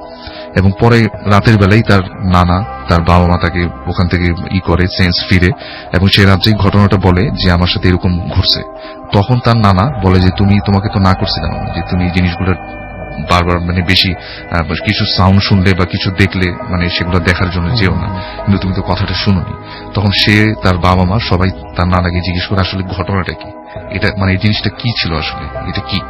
তখন সে নানা যে ছিলেন উনি ঘটনাটা শেয়ার করেন। একটা ঘটনা উনি বলেন যে 1971 দিকে যখন আমাদের দেশ পাকিস্তানের আন্ডারে ছিল, মানে যুদ্ধের সময় ওই সময়টাতে তাদের গ্রামে একজন মানে ওই পাকিস্তানি বাহিনীতে যারা হেল্প করে মানে গোপন খবর দিয়ে দেয়, রাজাকার যাদের বলা হয়, হ্যাঁ, তো এরকম একটা লোক ওখানে থাকতো তাদের গ্রামে, এবং তারা সবাই তাকে অনেক মানে ঘৃণা করত যে মানে সে পাকিস্তানিদের পক্ষে অনেক কাজ করে। তো ওই লোকটার যে স্বভাবটা ছিল, ওই লোকটার একটা স্বভাব ছিল যে কোনো ঘরে যখন মানুষজন পালিয়ে যেত মানে পাকিস্তানি বাহিনীদের ভয়ে, তখন সে যেটা করতো যে ওই ঘরে যা ছিল স্বর্ণের জিনিসপত্র অলংকার লুট করত। সে মানে ওই সময়টাতে সেই কাজটাই করতো যে মানে যার যেখানে পেত স্বর্ণের অলংকার সেগুলো লুট করে চুরি করতো আর কি। হ্যাঁ, তো একটা সময় যেটা হয় যে গ্রামের কিছু মানুষজন, ম্যাক্সিমাম মানুষের গ্রাম থেকে চলে যায়, কিন্তু তাদের নিজেদের ভিটা বাড়ি ওখানে থাকার কারণে যে নানা উনি ওখানেই থাকেন। এবং ওই সময়টাতে গ্রামের কিছু মানুষজন যারা ছিলেন তারা ওনাকে মানে একটু বিশ্বাসযোগ্য মনে করে এবং তাকে বলে যে আমাদের যা অলংকার টাকা পয়সা আপনি একটু রাখেন। তখন ওই ম্যাক্সিমাম স্বর্ণের জিনিসপত্রই তার কাছে আমানত হিসেবে রেখে যায়। তো ওই নানার কাছে ওই লোকটার ভয়ে, যে রাজাকারটার ভয়ে যে কখন আবার লুট করতে আসে বা নিয়ে চলে যায়, তো সে বলে যে ঠিক আছে আমি রাখবো। এবং সে যেটা করে যে একটা জায়গায় মাটি খুঁড়ে মানে অনেক গোপন ভাবে তার বাসার একটা জায়গায় জিনিসটাকে গোপন ভাবে লুকায় রাখে মানুষের আমানত গুলো। তো ওই রাজাকার যে লোকটা ছিল সে ওই নানার কাছে আসে একবার, আসার পরে তাকে অনেক হুমকি ধামকি দেয় যে আমাকে ওই জিনিসগুলো দিয়ে দেন, আমি আপনাকে মারবো না, মানে আপনার ফ্যামিলির কোনো কিছু হবে না, আমি বলে দিব, কোনো সমস্যা নেই। তখন সে ওই নানা যেটা করেন যে ওনার মানে ফ্যামিলির মায়া প্লাস ফ্যামিলিকে বাঁচানোর জন্য উনি যেটা একটা মিথ্যা কথার আশ্রয় নেন। সেই মিথ্যা কথাটা হচ্ছে এরকম যে উনি বলে দেয় যে আমি আসলে সবকিছু যা স্বর্ণের জিনিসপত্র ছিল সেটা আমি ওই পুকুরটার মধ্যে মানে একটা জায়গায় আমি রেখে দিছি, ঠিক আছে, পুকুরের নিচে আমি কোন একটা জায়গায় রেখে দিছি, এরকম একটা কথা বলে। তো ওই রাজাকার বলে যে আপনি এখন পুকুরে যে সাঁতার ওইটা নিয়ে আসেন, ঠিক আছে। তো উনি বলে যে আমি তো সাঁতার পারি না, আমার ছেলে সাঁতার পারে কিন্তু সে তো এখন বাসায় নাই। তো ওই রাজাকার লোকটা যেটা হয় যে সেটা লোকটা আর কি করতে পারে না, সে মানে যেটা হয় যে নিজেই পুকুরে ঝাঁপ দেয়। পুকুরে পানি তখন এতটা গভীর ছিল যে পুকুরটা গভীর ছিল যে পুকুরের লতা পাতা পেঁচিয়ে ওই রাজাটা ওখানে ডুবে মারা যায়। এবং তার লাশও পাওয়া যায় না, এবং সে এটা নিজেও জানে নানা যে সে একটা মিথ্যা কথা বলার কারণে লোকটা মারা যায়, এবং সবাই চাইতো যে লোকটা যাতে মারা যায়, রাজাকার লোকটা, কেউ তাকে পছন্দ করতো না। তো এরপর থেকেই যেটা হয় যে ওই পুকুরে যদি কেউ স্বর্ণ অলংকার পরে কেউ নামে, ওই যেটা হয় যে ওই হাত থেকে কেউ নিয়ে নেয় অথবা গলাতে কিছু থাকলে ওটা নিয়ে নেয়। অদ্ভুত ব্যাপার, মানে পুকুরের এরকম একটা নেচার। হ্যাঁ হ্যাঁ। তারপরে ভাই আরেকটা কথা আছে, তো এই যে ঘটনাটা এখন অনেকে গ্রামের দুই পক্ষের মানুষ আছে, দুই ধরনের বিশ্বাসী মানুষ। এক ধরনের মানুষ যেটা বিশ্বাস করে যে এই রাজাকারের যে আত্মাটাই ওখানে মানে ক্ষতি করে, সেই হয়তো ক্ষতি করছে। আবার আরেকটা কিছু লোক মানুষ বিশ্বাস করে যে ওই পুকুরটার ভিতরে তারা অনেক চেষ্টা করে পুকুরটা কি করার জন্য, মানে মাটি দিয়ে যাতে একটা সেচে ফেলবে, কোনোভাবে পুকুরের পানি কখনোই কমানো যায় না। কমানো না যাওয়ার একটা কারণ হচ্ছে যে পুকুরের নিচে একটা জায়গায় অনেক বড় একটা গাতলা ছিল, মানে অনেক বড় একটা গর্তের মতো। যতই ওখানে মাটি দেওয়া হয় ভিতর থেকে অটোমেটিক্যালি পানি চলে আসে। তো ওই যে পানিটা যে চলে আসে, তো এটার কোনো রিজন তারা খুঁজে পায়নি। তো অনেকে বিশ্বাস করে যে এটা হয়তো কোনো জিনদের কোনো আস্তানা অথবা জিনদের কোনো পোর্টাল। তো যে জিনগুলো হয়তোবা এখনো ওখানে থাকে এবং ওই স্বর্ণের কিছু পরে আসলে কেউ ওইটা হয়তোবা নিয়ে যায়। তো দুই ধরনের বিশ্বাস তাদের মধ্যে এখনো প্রচলিত। কেউ বিশ্বাস করে যে ওই রাজাকারটা এই কাজটা করে, তার আত্মাটা পুকুরের চারদিকে ঘুরে বেড়ায়, তার মৃত আত্মা এবং স্বর্ণের খোঁজে, স্বর্ণ অলংকারের খোঁজে, সে এখনো যার কাছেই পায় পুকুরে যেই নামে তার থেকে ওটা নিয়ে চলে যায়। তো এটাই মেনলি ঘটনা। তো ওই নানা ওনাকে যেটা বলে, ওই যে মেহরাব যে এই সমস্যাটা ফেস করে, ওকে যেটা বলে যে দেখো তুমি যেহেতু এইরকম একটা সমস্যা ফেস করছো, যেহেতু তোমার কাছে জিনিসটা তোমাকে গলা চেপে নেওয়ার চেষ্টা করছে, কাজ করো ওই চেনটা তুমি ওই পুকুরে ফেলে দাও। কারণ আমরা অনেক চেষ্টা করছি এই পুকুরটাকে মাটিতে ভর করার, আমরা এটা সলভ করতে পারিনি। এটা আনসলভ একটা মিস্ট্রি এখনো রয়ে গেছে। তো সে যেটা করে যে ওই চেনটাকে সকালবেলা যে পুকুরে ফেলে দেয়, এরপর থেকে তার আর এই ধরনের কোনো সমস্যা সে ফেস করেনি। ওয়াও। ওরা ঢাকার একটা কলোনিতে থাকে, অ্যান্ড কলোনিটা হচ্ছে আপনার এমন একটা জায়গায় তার আশেপাশে বেশ কিছু পুরনো স্থাপনা আছে এবং একটি বড় কবরস্থান আছে। তো কাহিনীটা হচ্ছে এই কলোনিতে যখন ওরা মুভ করে আসে ফার্স্ট টাইম, তখন ওই পাশের যে কোয়ার্টারটা ওদের থাকতে দেওয়া হয়েছিল সেটা বেশ কিছুদিন মানে খালি অবস্থায় ছিল। তারা চলে গিয়েছিল, তারা থাকার পরে নাকি আরেকটা ফ্যামিলি আসে এবং তারা ওখানে আপনার থাকতে পারে না আর কি, কিছু প্রবলেম ফেস করে এবং কোনো একটা কারণে সামথিং তারা কাউকে বলে না, বাট ওখান থেকে মুভ করে অন্য জায়গায় চলে যায়, তাদের অন্য জায়গায় দেওয়া হয়। তারপর অনেকদিন ভ্যাকেন্ট পড়েছিল এবং এটার এক্সকিউজেস ছিল যে ওইটার ফ্যাসিলিটিস গুলা ভালো ছিল না, অনেক পুরনো হয়ে গিয়েছে, অ্যান্ড নিডস রিনোভেশন, ভেতরে অনেক কিছু।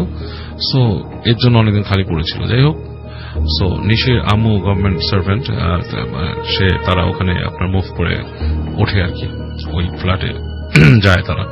ওদের জন্য ওটাকে ঠিক করে দেওয়া হয়েছিল অনেকটাই। তো ওই ফ্ল্যাটটার ইটা হচ্ছে এমন ঠিক কর্নারে পড়েছে রাসেল ভাই, ডান দিকে গেলে ওই কবরস্থানের অংশ দেখা যায়, আর সামনে হচ্ছে ডেড এন্ড। আচ্ছা, ডেড এন্ড এই পাশে, আর যাওয়ার কোনো জায়গা নেই। আর পাশের যে ফ্ল্যাটটা ওখানের সাথে দেখা যাচ্ছে এমন ভাবেই করা যে তাদের সাথে খুব একটা কানেক্টিভিটিও নেই। তো যেহেতু ওরা নতুন গিয়েছে, সে তখন মানে এসএসসি শেষ করে গিয়েছিল, বেশ একটা ফাঁকা সময় ছিল কলেজে যাওয়ার আগ পর্যন্ত। তো বেশ একা থাকতে হতো বাসায়, কারণ ওর বাবা মার মধ্যে বাবা ছিল না আর কি, আর মা জব করতো, তো বাসায় থাকতে হতো বিশেষ টাইমটাই।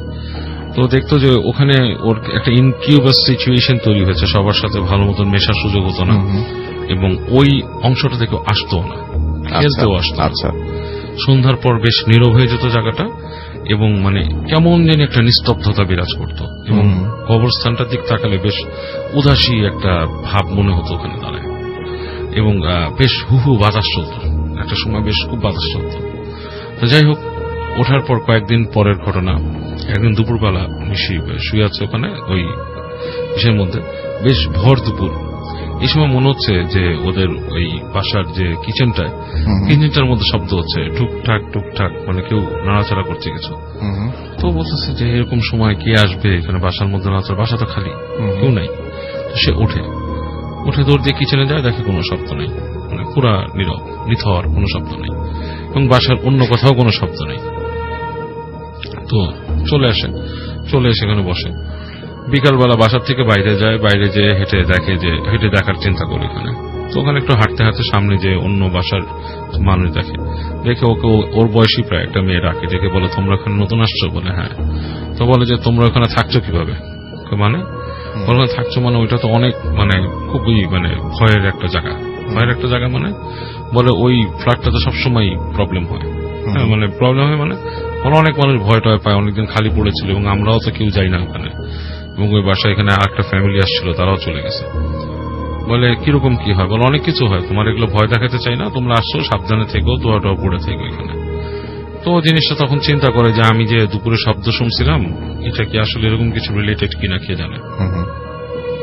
যাই হোক, তো ওরা ওখানে থাকতেছে কয়দিন, এবং ওর কাছে একটা ফিলিংস হতো যে রাতের বেলা বাসার সব জায়গায় কেউ হেঁটে বেড়ায় আর কি, আপনার ওই বাসার মধ্যে করিডোর যেখানে ডাইনিং স্পেসটা, ওখান থেকে হাঁটে, এরকম শব্দ পেত। ওর মাকে অনেক বলছে অনেক সময়, ওর আম্মা বলে যে ক্লান্ত থাকতো, উনি ভদ্রমহিলা আন্টি বলতো যে ঘুমায় যাও, এগুলা কিছু না।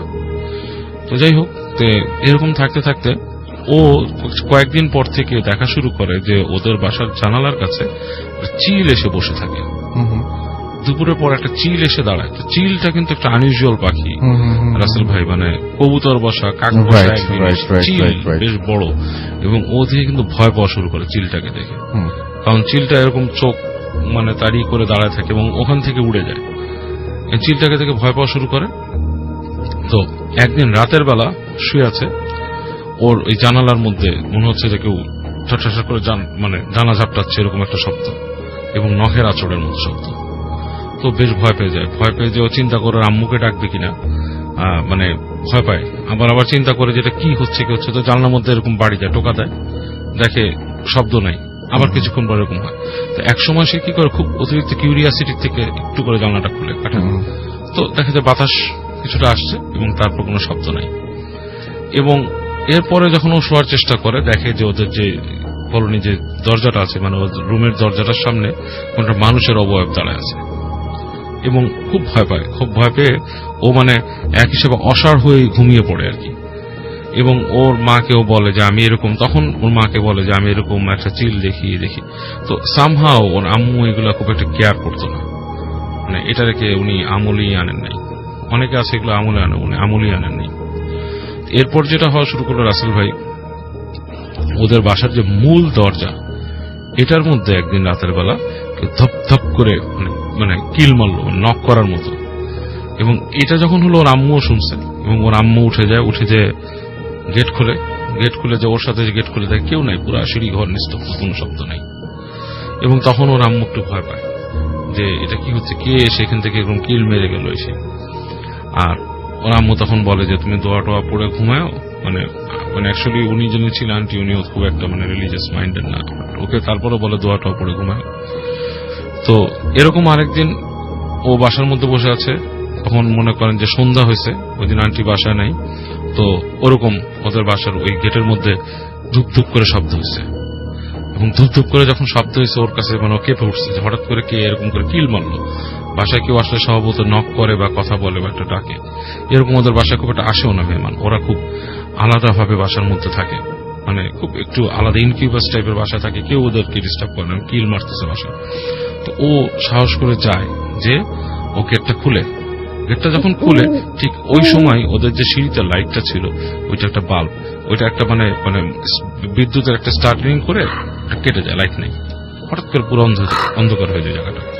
এবং ও তখনই দেখে যে 2 তলার যে সিঁড়ি ঘরের যে ফাঁকা জায়গাটা আছে, ওই জায়গা থেকে মনে থাপ করে কিছু একটা নামলো, কিছু একটা পড়লো সিঁড়ির মধ্যে, এবং পড়েই দেখে যে একটা মানুষের অবয়ব এরকম লম্বা, এবং তার ডানা আছে, something like has a wing, এরকম একটা পাখির মতো। এবং সে যে পা ফেলে 1 পা 2 পা আসলো, থপ থপ করে শব্দ হয়েছে। এবং এটা দেখে ও আসলে ওর মানে নিজের ইসের ভিতরেই থাকে না, লাইক ও ফেইন্ট হওয়ার মতো পড়ে যায়। ওর যখন মানে হুশ ফেরে, তখন দেখে যে ওর মুখের উপর আম্মু আছে এবং অন্য একটা ভদ্র মহিলা। বলে কি হয়েছিল, ওর আম্মু খুব ভয় পায় যে এরকম ব্যাপার, যে সে কিছুটা বলার পরে তখন থেকে ওর একটা নতুন সিনড্রোম শুরু হয়, সে ভয় পেতে থাকে। তার শুধুই মনে হয় যখনই রুমে শুয়ে থাকতো মনে হচ্ছে কেউ একজন আসতেছে। তো ওর আম্মু ওদের বাড়ি থেকে একজন মানে দেশ থেকে একজন খালাকে নিয়ে আসে, আন্টিকে এনে ওর সাথে রাখার ব্যবস্থা করে যাতে একলা না থাকতে হয়। তারপরও সে কখনো একা থাকতে পারতো না, সবসময় ওর ওই বসা রাখতো। সো এরকম পয়েন্টে তখন ওর ওর আম্মু খোঁজ খবর নেয়, ওদের অফিসের বলে কলিগকে যে এরকম। তো তার মধ্যে একজন বলে যে আপনার বাসায় নিশ্চয়ই কিছু হয়েছে, বা আপনার মেয়েকে আমরা একটু দেখবো। উনি এসে দেখেন, উনি দেখে বলে যে আপনার মেয়ের উপর তো একটা খারাপ জিনিসের নজর পড়ছে, ইটস লাইক মানে জিন আর কি, যেটা নজর পড়ছে, এবং তাকে ট্র্যাক করে আপনার এরকম রাখা উচিত না, সম্ভবত এই বাড়িটাই কোন একটা ব্যাপার আছে, এই ফ্ল্যাটের মধ্যে কোন একটা ব্যাপার আছে, এবং তাকে নিয়ে আপনার ঝাড়ফুঁক করে এবং কিছু দেয়, মানে কিছু মানে তার রেমিডিজ দেয় আর কি। এবং আস্তে আস্তে হয়ে যায়, এবং ওর আম্মু তখন অ্যাপ্লাই করে বাসাটা থেকে চলে যাওয়ার জন্য। In the mean time okay already সরায় ফেলে, ওর এক আন্টির বাসা রাখে, এবং অনেকদিন পর্যন্ত সেটাতে ভুগছিল সে প্রায় এরকম। তো এখন বড় হয়ে গেছে অনেকটাও, এবং বিয়ে হয়েছে, তো বিয়ের পর আস্তে ধীরে জিনিসটা অনেকটা কমে গেছে আর কি, এখন আর এতটা সে এটা ফেস করে। ওকে, থ্যাংক ইউ সো মাচ। আমরা চলে যাব ডক্টর আলিফের কাছে তার সেকেন্ড ঘটনায়। আমাদের হাতে সময় খুব কম, এবং চলে যাই আলিফের কাছে। থ্যাংক ইউ রাসেল ভাই। আমার দ্বিতীয় যে ঘটনাটি আছে সেটি খুব ইন্টারেস্টিং একটা ঘটনা, আমরা আমাকে পাঠিয়েছে হচ্ছে মৌলভীবাজার থেকে শাহান নামে ভাই। আমি আগেও তার ঘটনা একবার শেয়ার করেছিলাম, তো তিনি বলেছিলেন যে তিনি ঘটনা দেবেন, এবং এইবার তিনি দিয়েছেন তার নানার বাড়ির এক ঘটনা। আচ্ছা, তার নানার বাড়িতে তার মামার সাথে ঘটনা। তো আমাকে যখন যেভাবে তিনি বললেন আর কি, যে তার মামার বাড়ি নানার বাড়ি আর কি মৌলভীবাজারেই আর কি, তো সেখানে ঘটনা শুরুর আগে আমি একটি ছোট করে স্টার্টিংটা দিতে যাচ্ছি। Please. এভাবে যে ওইখানে একটা মেয়ে 2015-তে সুইসাইড করে। আচ্ছা। তো মেয়েটা যে সুইসাইড করে একটা পেয়ারা গাছের সাথে ঝুলে সুইসাইড করে। তো সেদিন ভোরবেলা তার মা যখন ওয়াশরুমের জন্য যাচ্ছিল তখন ওই ঘর থেকে বের হয়ে গাছের মধ্যে নিজের মেয়েকে এভাবে ঝুলন্ত অবস্থায় থাকে, নিজের চোখে দেখেন নিজের সেটা। চোখে। রাইট। তো হঠাৎ এরকম করে মেয়ে সুইসাইড করবে, দৌড়ে গিয়ে ঝাপটে, তখন এত কিছু মনে ছিল না, জোরে যে ঝাপটে ধরে মেয়েটাকে ধরে কান্নাকাটি শুরু করে। তো মার এরকম প্রলাপ এবং চিৎকারে তার বাবাও ঘুম থেকে উঠে দৌড়ে কাছে আসে এবং বাবাও ভেঙে পড়ে এবং চিৎকার করে কান্না করতে থাকে মেয়ের ডেড বডি ধরে। কিন্তু তখন তারা নামাতে পারছিল না, ডেড বডিটা গাছ থেকে নামাতে পারছিল না। তো লোকজন তাদের চিৎকারে এবং কান্নাকাটি শুনে চলে আসে কাছে এবং পুরা বাড়ি জমে যায়।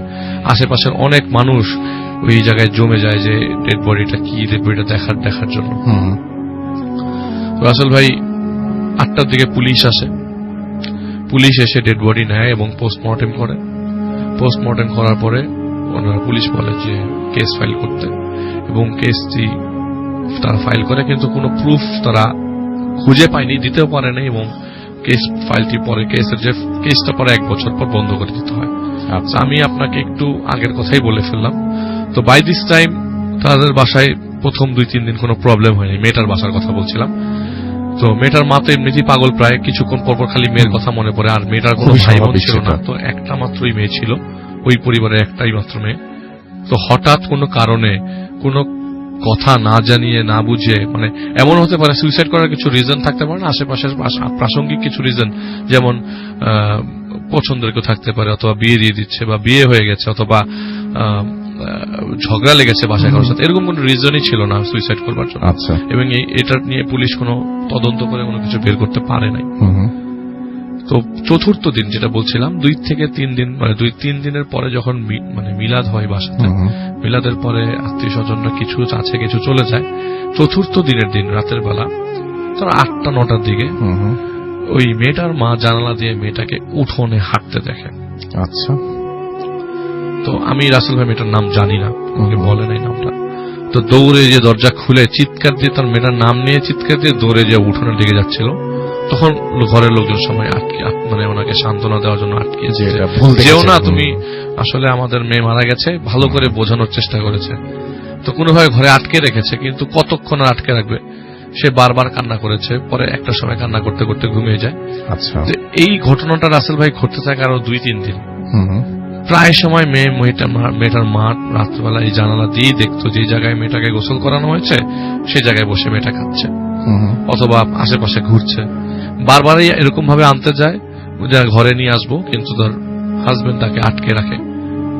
তো এইটা রাসেল ভাই ঘর থেকে পাড়া মহল্লায় চলে যায়, লোকজন সবাই জানতে থাকে যে এই বাসায় এরকম হচ্ছে। মাটা বারবার নাকি বিলাপ পারতে পারতে মেয়েটার দিকে চলে যাচ্ছে, মেয়েটাকে নাকি উঠোনে দেখা যায়। সর্বপ্রথম এলাকার একটা লোক দেখে একটা গাছের মধ্যে একটা লাশ ঝুলছে, কাছে যাওয়ার পর দেখে লাশটা ভ্যানিশ হয়ে যায়।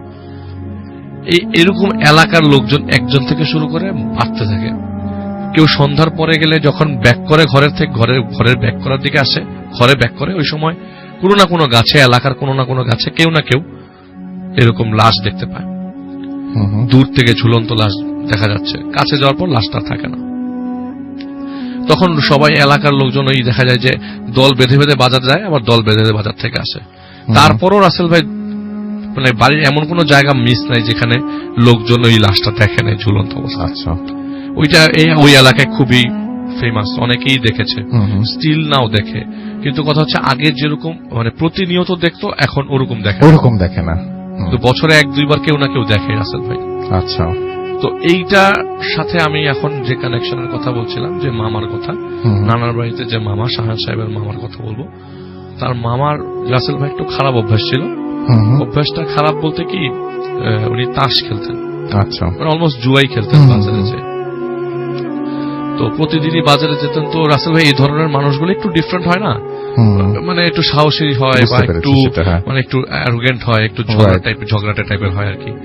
তো তার মামা আর কি মানে বদমেজাজি, এক্স্যাক্টলি, আসেও রাত করে, মানে ওই এলাকায় আসেও রাত করে। আর ওনারা মানে উনি এমন ভাবে ফ্রেন্ডদের মধ্যে পরিচিত যে রাতে একটা দুইটা হাঁটলে তার কোনো সমস্যা হয় না। আচ্ছা। তো সেদিন রাসেল ভাই তার মামা, এটা হচ্ছে 2015 দিকেই, ওই যে বলেছিলাম 1 বছরের কেসটা নড়ছে, ওই 1 বছরের মাঝখানের দিকের ঘটনা। এটা কিন্তু ওই নানার বাড়ির পাশের ঘটনা। তো আশেপাশে কিন্তু একটু পাহাড়ি এলাকা, একটু গাছগাছালি বেশি এবং পাহাড়ি এলাকা, উঁচু নিচু এলাকা। তো তিনি তার মামা আর কি ঘর থেকে বেরিয়ে গেছে, মাঝ রাস্তায় পকেটে হাত দিয়ে দেখে আরে ইয়া তো আনে নাই, টর্চ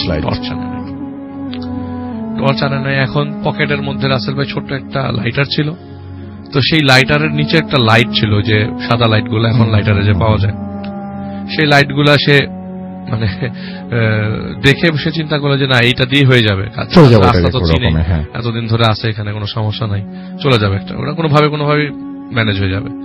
তো রাত্রেবেলা সে রাসেল ভাই তাস খেলে ফ্রেন্ডের সাথে, তো রাত্রে 1টা-1:30 বেজে যায় আর কি। তো একটা সময় বলে না বাসায় বাচ্চা কাচ্চা আছে, তারপর ওয়াইফও প্রেগনেন্ট।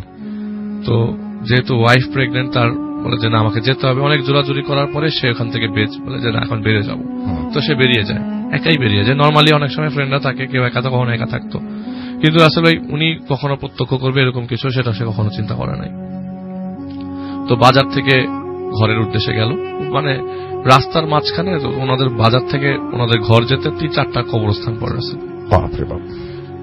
একটা কবরস্থান ওনাদের ঘরের ঠিক বরাবর, কিন্তু আরেকটা কবরস্থান তাদের পারবেরিক। তো প্রথম মানে যেতে যে প্রথম কবরস্থানটা পার হওয়ার সময় রাসেল ভাই প্রায় অনেকগুলা শিয়ালের ডাক শুনতে পায়, এবং শিয়ালের ডাকগুলা দূর থেকে না, মনে হচ্ছে যে কাছ থেকে ডাকছে শিয়ালগুলা। কিন্তু এত ঝাঁকে ঝাঁকে শিয়াল, কিন্তু উনি দেখতে পাচ্ছিল না। শিয়াল ওখানে ওই এলাকাতে এমনিতেই অহরহ দেখা যায়, এখনো দেখা যায়, অহরহ দেখা যায়। তো এতগুলা শিয়াল একসাথে ডাকছে, তার কাছে একটু অবাক লাগে। তো উনি মনে করেন নর্মালি তো ওই প্রথম কবরস্থানটা ক্রস করে দ্বিতীয় কবরস্থানের দিকে যায়।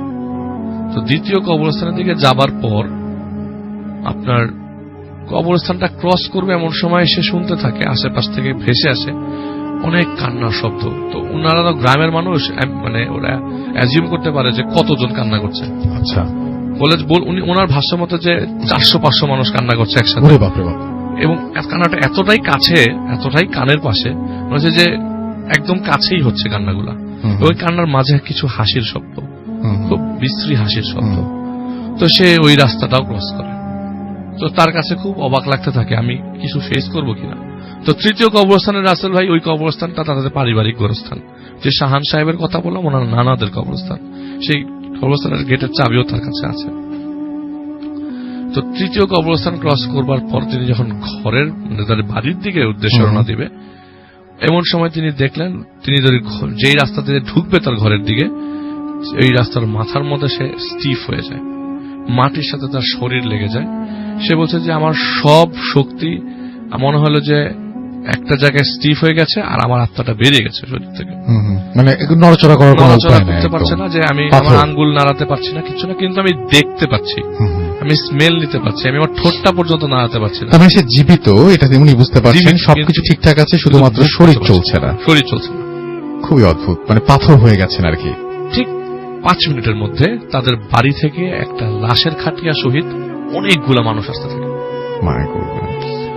লাশের খাটিয়া সহিত অনেকগুলা মানুষ আসতে থাকে, এবং মানুষগুলা মানে আসা যে শুরু করেছে, তাকে যখন ক্রস করে যাচ্ছে ওই মুহূর্তে সবার মুখে আশহাদু আল্লা ইলাহা ইল্লাল্লাহ আশহাদু আন্না মুহাম্মাদুর রাসূলুল্লাহ, তাকে ক্রস করে এইগুলো, এটা একদম স্পষ্ট শুনতে পেল, এবং শুনতে পাচ্ছে যে সবার মানে গ্রান পাচ্ছে, অনেক সুগন্ধি, মানে গন্ধ পাচ্ছে, এবং সবাই যে তার পাশ কেটে যাচ্ছে, মনে হচ্ছে তার উপর দিয়ে কেউ চলে যাচ্ছে, কেউ স্পর্শ করছে না, তাকে ভেদ করে চলে যাচ্ছে সবাই। মানুষ যে যাচ্ছে, আসলে রাসেল ভাই ওই মুহূর্তে সে বলছে যে আমি এত সাহসী একজন মানুষ, আমি নিজের কাছে নিজে লজ্জা করে গেছি, আমি নিজে নড়তে পারছি না, কি হচ্ছে আমার সাথে। এবং মানুষ যে যাচ্ছে থামছে না, কন্টিনিউয়াস। একটা গ্যাপ যাওয়ার পরে আরেকটা লাশ বাড়ি থেকে বের হলো। আচ্ছা, আরেকটা লাশ বাড়ি থেকে বের হওয়ার সময় ওইটার সাথেও মানুষ কন্টিনিউয়াসলি যাচ্ছে। বললো যে আমি এতক্ষণ ধরে দাঁড়িয়ে আছি, আমি মুভ করতে পারছি না। তো সব লাশ নিয়ে তাদের কবরস্থানের ভেতর ঢুকছে।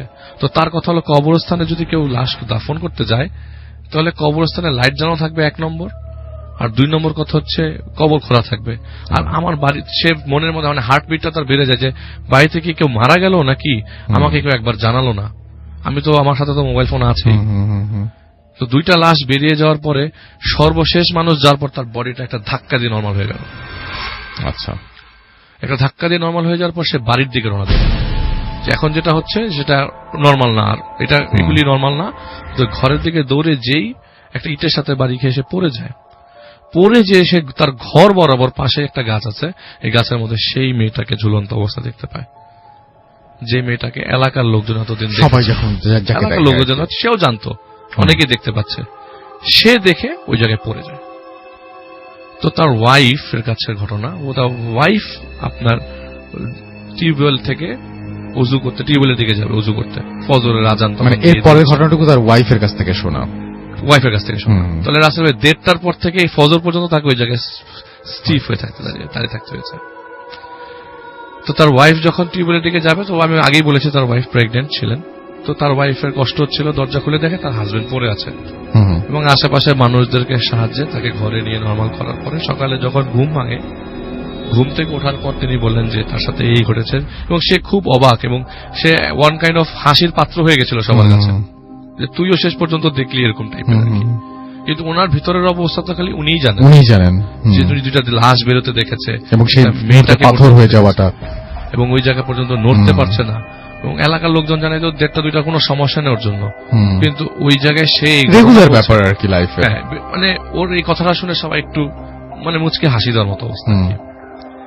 ঠিক 1 মাস পর রাসেল ভাই যেটা উনি কানেক্ট করেছে, যে 1 মাস পর ওনার ওয়াইফের যখন ডেলিভারি হয়, ওখানে যে হসপিটাল ছিল, ওই যে আপনার সবুজ ছাতা হসপিটাল ছিল, সেখানে তার ওয়াইফের ডেলিভারিটা মিস হয়ে যায়। মানে মিস হয়ে যায় কি, একটা ভুলের কারণে ওয়াইফও মারা যায়, তার বাচ্চাটা মারা যায়।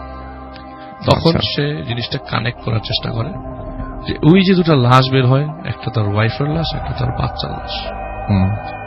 তো এখন রাসেল ভাই ওইটার সাথে সে কানেক্ট করার চেষ্টা করলো। পরে পরবর্তীতে রাসেল ভাই মানে সেটাই সে হয়তো খাটিয়া বের হতে বেরোতে দেখেছে আর কি তার বাড়ি থেকে। 1 মাস আগেই দেখে ফেলেছে আর কি।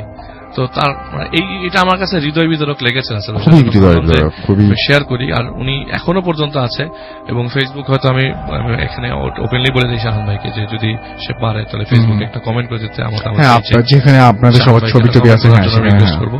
উনি আমার শুনছেন, অবশ্যই শুনছেন। থ্যাংক ইউ শাহান ভাই, থ্যাংক ইউ অনেক। এবং চমৎকার ঘটনাটার জন্য আমরা ওয়েট করছিলাম। থ্যাংক ইউ ভেরি মাচ আমাদের সঙ্গে ঘটনাটা শেয়ার করার জন্য। আমরা চলে যাচ্ছি ফারনানের কাছে। ফারনানের লাস্ট যে স্টোরিটা আছে সেই স্টোরিটা আমরা শুনবো এবং আশা করছি যে পুরোটা সময় আপনারা এনজয় করছেন। চলুন যাই আমরা ফারনানের কাছে। ফারনান, লাস্ট স্টোরিটা আমরা শুনে ফেলি। আমার লাস্ট স্টোরিটা এখন বলবো। আমার লাস্ট স্টোরিটা আমাকে একজন ফেসবুকে শেয়ার করেছেন। উনি মূলত কলকাতায় থাকেন এবং ওনার নাম হচ্ছে শুভঙ্কর। তো ওনার যেটা হয় যে চেন্নাইতে পড়াশোনা করার কারণে তো ওইখানকার একটা ঘটনা উনি আমার সাথে শেয়ার করেন। তো ঘটনাটা হচ্ছে মেইনলি অনেকেই হয়তো শুনে থাকবেন, চেন্নাই টু পন্ডিচেরি যে রোডটা, মানে হাইওয়ে রোডটা, মানে যেটা ওয়েস্ট বেঙ্গলকে চেন্নাইয়ের সাথে সংযুক্ত করেছে, মানে দক্ষিণ ভারতের সাথে। তো সেই রোডটার একটা ঘটনা উনি আমাকে বলেন। তো ওনাদের একটা সময় যেটা হয়েছে গত বছরের দিকে, এটা 2016-এর ডিসেম্বরের দিকের ঘটনা। তখন ঠিক 1 বছর আগে, 1 বছর আগে, তখন মোটামুটি ভালো ঠান্ডা ওই চেন্নাইতে। তো ওনারা যেটা করেন যে ওনাদের সেমিস্টার ফাইনাল হয়ে যাওয়ার পরে ওনারা একটা প্ল্যান করেন যে ওনারা পন্ডিচেরিতে মানে একটা বাংলো ভাড়া করে, যে কোন এক হলিডেতে তারা সেই বাংলোটাতে ঘুরতে যাবে। এবং ওই বাংলোটাতে যাওয়ার জন্য ওনারা যেটা করে যে 3-4 জন ফ্রেন্ড মিলে একটা গাড়ি ভাড়া করে এবং গাড়িটা যেটা হয় যে একদম তাদের বাংলো, সেই বাংলোতে পৌঁছে দেবে। এবং ওনাদের বাংলোটা ছিল ওই যে হাইওয়েটার কথা আমি বললাম, ওটাকে অনেকে বলা ইস্ট কোস্টাল রোডও বলে থাকে, স্টেট হাইওয়ে 49 এটার যে নাম। তো এই হাইওয়েটার ঠিক শেষ মাথায় এবং সেখানে কিছু বন জঙ্গল, এবং সেই বন জঙ্গলের ভিতরেই বাংলোটা। খুব সুন্দর একটা অ্যাডভেঞ্চারাস একটা জায়গা। তো ওনারা প্ল্যান মতো সেই গাড়িটা নিয়ে গাড়ির ড্রাইভারকে তারা সবকিছু সেট করে এবং গাড়ির ড্রাইভারকে বলে যে আমরা আসলে সন্ধ্যার পরে রওনা হব সেই হাইওয়েটা দিয়ে। কিন্তু গাড়ির ড্রাইভার কোনো মতেই সেই হাইওয়েটা দিয়ে এই সন্ধ্যার দিকে মানে রাত্রে জার্নি করতে রাজি হয় না। মানে দ্বিগুণ ভাড়া দেওয়ার পর সে সেটা রাজি হয়। এবং রাজি না হওয়ার কারণ হচ্ছে যে এই হাইওয়েটা নিয়ে বেশ কিছু আদিভৌতিক কথা সেখানে প্রচলিত এবং যেটা মেইন যেটা প্রচলিত সেটা হচ্ছে যে ওখানে যখন চলাচল করার সময় হঠাৎ করে গাড়ির যে ড্রাইভাররা তারা হঠাৎ করে ডার্ক সাইকেলের ভিতর পড়ে যায়। মানে বিষয়টা হচ্ছে এরকম হঠাৎ করে একটা অন্ধকারাচ্ছন্ন একটা জায়গায় চলে যায় এবং কোনোভাবেই রাস্তা সামনের দিকে গয় না, একই রাস্তায় তারা বারবার সার্কেল করতে থাকে। রাইট। এবং আরো কিছু প্রচলিত রয়েছে, যেমন হঠাৎ করে মানে টেম্পারেচার বেড়ে যাওয়া, কমে যাওয়া, হঠাৎ করে কোন একজন সাদা কাপড় পরে রাস্তার মাঝখানে চলে আসা, এবং ওই হাইওয়েটার মানে একটু পরপরই ছোটখাটো অনেক টেম্পল রয়েছে। তো ওনাদের ওখানকার লোকালদের বিশ্বাস হচ্ছে মানে কেউ যদি এই টেম্পলগুলোর যে কোনো একটাতে পুজো না দিয়ে যায় তাহলেই তার মানে বিপদ সামনে। আচ্ছা, এরকম একটা মিথ ওখানে প্রচলিত। তো এই জন্যই ড্রাইভার আসলে মানে রাত্রে জার্নি করতে রাজি হয় না, কিন্তু তারপরে অনেক বলাবলির পর দ্বিগুণ ভাড়া দেওয়ার পর সে রাত্রে জার্নি করতে রাজি হয় এবং সন্ধ্যার ঠিক পরবর্তী সময় তারা মানে স্টার্ট করে তাদের জার্নি। তো তারা যখন ওই স্টেট হাইওয়ে 49 সেই রোডটার ঠিক মানে একদম গভীর রাতের দিকে প্রায় মাঝামাঝি অবস্থায় চলে গেছে বললেই হয়। এক পাশে হচ্ছে অনেক বড় মানে ভারত মহাসাগর, সাগর, মানে খুব সুন্দর রাস্তাটা, হাইওয়েটা খুব সুন্দর, আর এক পাশে হচ্ছে পাহাড়, এক পাশে বন জঙ্গল, আবার কিছু কিছু জায়গায় লোকবসতি। তো এভাবে যেতে যেতে হঠাৎ করে একটা পর্যায়ে যেটা হয় যে ঘুটঘুট একটা অন্ধকারের ভিতরে গাড়িটা চলছে এরকম মনে হচ্ছে। কিছুক্ষণ আগে যেমন হাতের বাম পাশে যে সাগর ছিল সেটা দেখা যাচ্ছিল, ছোটখাটো লাইট দেখা যাচ্ছিল হাতের ডান পাশে জঙ্গলের ভিতরে, ছোটখাটো বাড়িঘর, কিন্তু এখন একটা পর্যায়ে যেটা মনে হচ্ছে যে শুধুমাত্র গাড়ির হেডলাইট আর কিচ্ছু নেই সামনে, শুধু সামনে রাস্তা দেখা যাচ্ছে আর কিচ্ছু নেই। তো একটা পর্যায়ে তারা একটু ঘাবড়ে গেল যে ঘটনা কি আসলে, মানে কিছুই দেখা যেতেছে না, এরকম তো হওয়ার কথা না। ড্রাইভারও বলতেছে আমি তো এখান থেকে অনেকবার ড্রাইভ করছি ভাই, রাস্তা দেখেছি, এরকম তো হয়নি কখনো আসলে। মানে এটা তো ওই যে মিথ প্রচলিত ডার্ক সাইকেলে ফেসে যাওয়া সেরকম মনে হচ্ছে। এবং ওদের মধ্যে একজন দেখলো যে হঠাৎ করে রাস্তার বাম পাশে অনেক সময় ভাঙা থাকে না, যে এত কিলোমিটার লেখা থাকে জায়গা, তো ওরকম একটা জায়গা তারা ক্রস করলো এবং ঠিক আধা ঘন্টা পরে ওই জায়গাটি তারা ক্রস করতেছে বারবার। এটা মানে তাদের চোখে পড়লো এবং তারা তখন বুঝতে পারলো যে আসলে তারা আসলে ওই যে ডার্ক সাইকেল যেটা প্রচলিত ওই ইয়াটার ভিতরে পড়ে গেছে। এবং একটা পর্যায়ে তারা বেশ ভয় পেয়ে গেল এবং সাথে সাথে পেট্রোল ফুরোচ্ছে, কিন্তু রাস্তা কিন্তু যাচ্ছে না, সে একই রাস্তায় তারা বারবার ঘুরতেছে। তো বিশাল একটা ভয়ে কাজ করলো তাদের মাঝে এবং তারা একটা সময় যেটা চিন্তা করলো যে না, আমরা গাড়িটা স্টপ করে রাখবো, কেননা পেট্রোল শেষ হয়ে যাচ্ছে, আমরা গাড়িটা স্টপ করে রাখবো। তো ইন দ্য মিন টাইম গাড়িটা স্টপ ছিল প্রায় 5 মিনিটের মতো। এই 5 মিনিটে কোনো ট্রাক বা কোনো গাড়ি ঘোড়া আসেও নি, যায়ও নি। তো হঠাৎ করে তারা দেখলো যে দূর থেকে একটা জিপের মতো অনেক পুরনো মডেলের একটা জিপ, ব্রিটিশ আমলের একটা মডেলের জিপ মানে তাদের বরাবর আসতেছে, তাদের গাড়িটা বরাবর। তো তারা তখন চিন্তা করলো যে এত পুরনো জিপ তো এখানে থাকার কথা, এটা তো ব্রিটিশ আমলের জিপ, তো এটাই হাইওয়ে রোডে কিভাবে আসলো। তো ওইটা যখনই তাদের সামনে দিয়ে ক্রস করে চলে গেল, দেখলো যে গাড়িটার ভিতর কেউ নেই, মানে ড্রাইভারও নেই, ড্রাইভারের সিটটা খালি, মানে ওখানে কেউ ড্রাইভ করছে না, কিন্তু গাড়িটা সম্পূর্ণ লাশে ভর্তি। ঠিক আছে, গাড়িটা সম্পূর্ণ লাশে ভর্তি এবং তাদের সামনে দিয়ে ক্রস করে চলে গেল। এবং তাদের কাছে মনে হচ্ছিল যে লাশগুলো অনেকটা ব্রিটিশ মানুষদের লাশ থাকে না যেরকম, মানে আমাদের নর্মাল, আমাদের মতো না, আমাদের মতো সোজা কথা।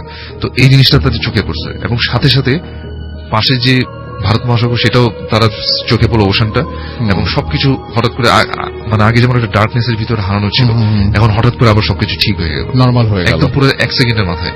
গাড়িটা ক্রস করে চলে গেল তাদেরকে জিপটা এবং সব ঠিক হয়ে গেল।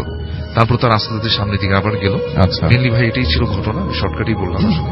না কোনো সমস্যা নাই। আচ্ছা, এইটাই ছিল ঘটনা। এখন ওই ড্রাইভারটাকে তারা অনেক প্রশ্ন করলো যে এটা কি দেখলাম আসলে। তারা 4 জন মিলে একই সাথে একই জিনিস দেখলো। তো তখন সে বললো যে আমি তো আপনাদের বলছি আগে যে এই ধরনের রোডগুলোতে মানে আমরা কখনোই রাতে কোনো ট্রিপ নেই না, তো এই জন্যই বলছিলাম যে সকালে যেতে, কেননা কখন এই ঘটনা ঘটে যায় এটা আসলে বলা যায়, বলতে পারে না। রাইট। এবং তারা যেটা ধারণা করে যেটা হয়তো বা কোনো ইংলিশ ওই সময়কার কোনো একটা ঘটনার প্রেক্ষিতেই এই ঘটনাটা এখনো ঘটে যাচ্ছে। রাইট। এবং তারা আমাকে যেটা ভাইয়া বলে, উনি ওই শুভঙ্কর যে আমাকে যেটা বলেন যে তারা যখন ব্যাক করবে তারা ওই হাইওয়েটা তারা ব্যাক করেনি, দিনের বেলাও ব্যাক করেনি, রাতে তো প্রশ্নই আসে না।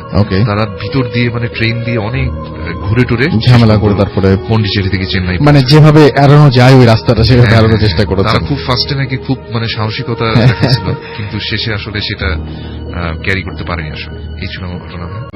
এটিও একটি কোমার ঘটনা এবং এটি ঘটেছে আমার খুব কাছের একজন মানুষের সাথে, তো আমি এটি শেয়ার করতে চাইনি। তারপরে গত সপ্তাহের ঘটনাটা শুনে আমার কাজিনের ভালো লেগেছে, এটা ওর সাথে ঘটে যাওয়া ঘটনা। তো ও আমাকে বলে যে তুমি এটা শেয়ার করতে পারো, এই কারণে আমি এটা শেয়ার করলাম। এবং এই ঘটনা দুটি একই রকম কুমার রিলেটেড হয়ে গেল।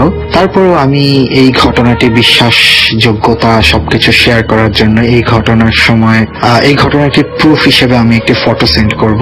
তো আশা করি সেটিও সবাই দেখতে পাবেন। তো যাই হোক, এই ঘটনাটি ঘটে আমার কাজিনের সাথে গত বছর। ঘটনাটি হচ্ছে আমার কাজিন একটি মারাত্মক রোড অ্যাক্সিডেন্টে আহত হয়। আহত হওয়ার পরে সে প্রায় 4 দিন কোমাতে ছিল। আমার কাজিন অস্ট্রেলিয়াতে একটি ইউনিভার্সিটিতে প্রফেশনাল অ্যাকাউন্টিং এ আন্ডার গ্রাজুয়েট স্টুডেন্ট হিসেবে পড়াশোনা করছে। তো একদিন ওদের ইউনিভার্সিটিতে আড্ডায় 3-4 জন ফ্রেন্ডের মধ্যে কথা হয় যে ওরা সবাই উইজি বোর্ড প্র্যাকটিস করবে। উইজি বোর্ডটা হচ্ছে প্ল্যানচার্ট বোর্ডের মতো, কিংবা প্ল্যানচার্ট বোর্ডই, আমি এটা নিয়ে সঠিক শিওর না। তো এটা দিয়ে হচ্ছে বিভিন্ন আত্মা, প্রেতাত্মা কিংবা এরকম জিন সবাই ডাকে, আমরা যেরকম মুভিতে দেখতে পারি।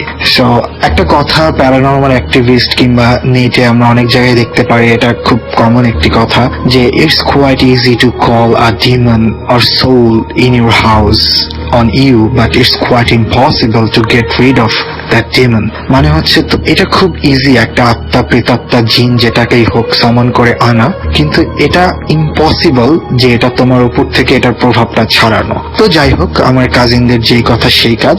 4 জন ছিল, 4 জন থেকে রীতিমতো 2 জন ভয় টয় পেয়ে ওরা প্ল্যান চ্যাট করবে না, কিছু খারাপ হতে পারে, এই কারণে ওরা চলে যায়। তো 2 জন হচ্ছে লাস্ট পথে থেকে যায়, আমার কাজিন আর পাবলো নামের একটা ছেলে। পাবলো হচ্ছে ব্রাজিলিয়ান। তো এরা 2 জন বসে পাবলোর বাসায় এরকম প্ল্যান চ্যাট করে।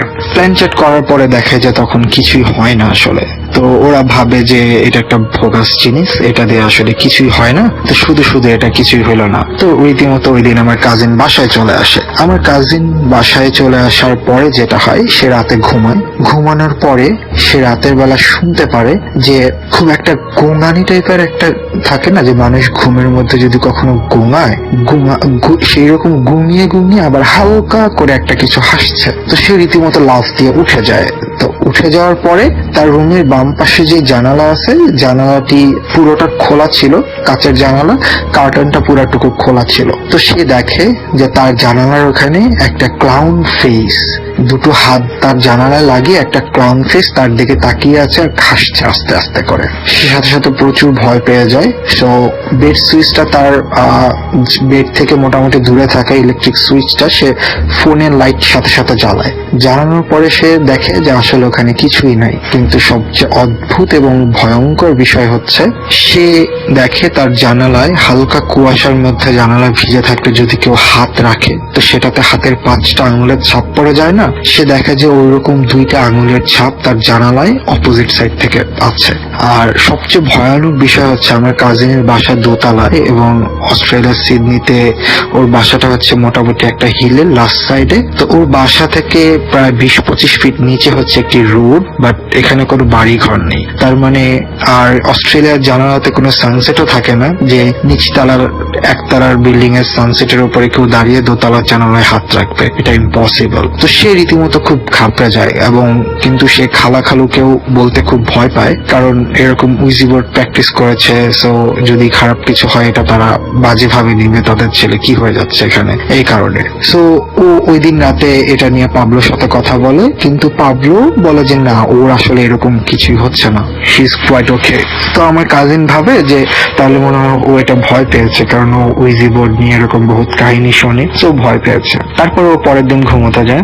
ঘুমোতে যাওয়ার পরের দিনও দেখে, পরের দিন না, ও এরকম কিছু দেখে না যে জানালার কাছে এরকম কিছু আছে, কিন্তু ওই ঘুমের মধ্যে ওই ক্লাউনটা এসে দেখাচ্ছে যে ও একটা রাস্তা, খালি একটা রাস্তা দিয়ে হাঁটছে, খালি রাস্তা, আশেপাশে কোনো বাড়ি ঘর এরকম কিছুই নাই। ও ঘুমের মধ্যে স্বপ্ন দেখছে, আর সামনে ক্লাউনটা 4টা বেলুন নিয়ে দাঁড়িয়ে আছে, মানে ক্লাউনের হাতে হচ্ছে 4টা বেলুন। আর ও যখন ক্লাউনের কাছে যায়, কাছে যে ক্লাউনকে জিজ্ঞেস করে হোয়াই 4 বেলুনস, তো তখন ক্লাউনটা টুস করে একটা সুই দিয়ে ফুটা করে 4টা বেলুনের মধ্যে একটা বেলুন ফুটা করে দিয়ে বলে now it's only 3 and you have 3 days left in this world, মানে এখন হচ্ছে এখানে 3টা বেলুন আছে আর তোমার ঠিক 3 দিন তুমি এই পৃথিবীতে থাকবা। পরের দিনও সে একই স্বপ্ন দেখে। স্বপ্ন দেখার সাথে সাথে সে বেশ ভয় পেয়ে যায়, এবং ওই দিন ওই আরেকটা বেলুন ফুটা করে বলে যে এখন 2টা আছে, তুমি আর পৃথিবীতে 2 দিন থাকবা। ঘুম থেকে উঠে আমার কাজিন সরাসরি ডাক্তারের কাছে চলে যায়। তো ডাক্তারের কাছে গেলে ডাক্তার বলে যে তুমি আসলে উইজি বোর্ড প্র্যাকটিস করছো, that's why you are maybe হ্যালুসিনেটিং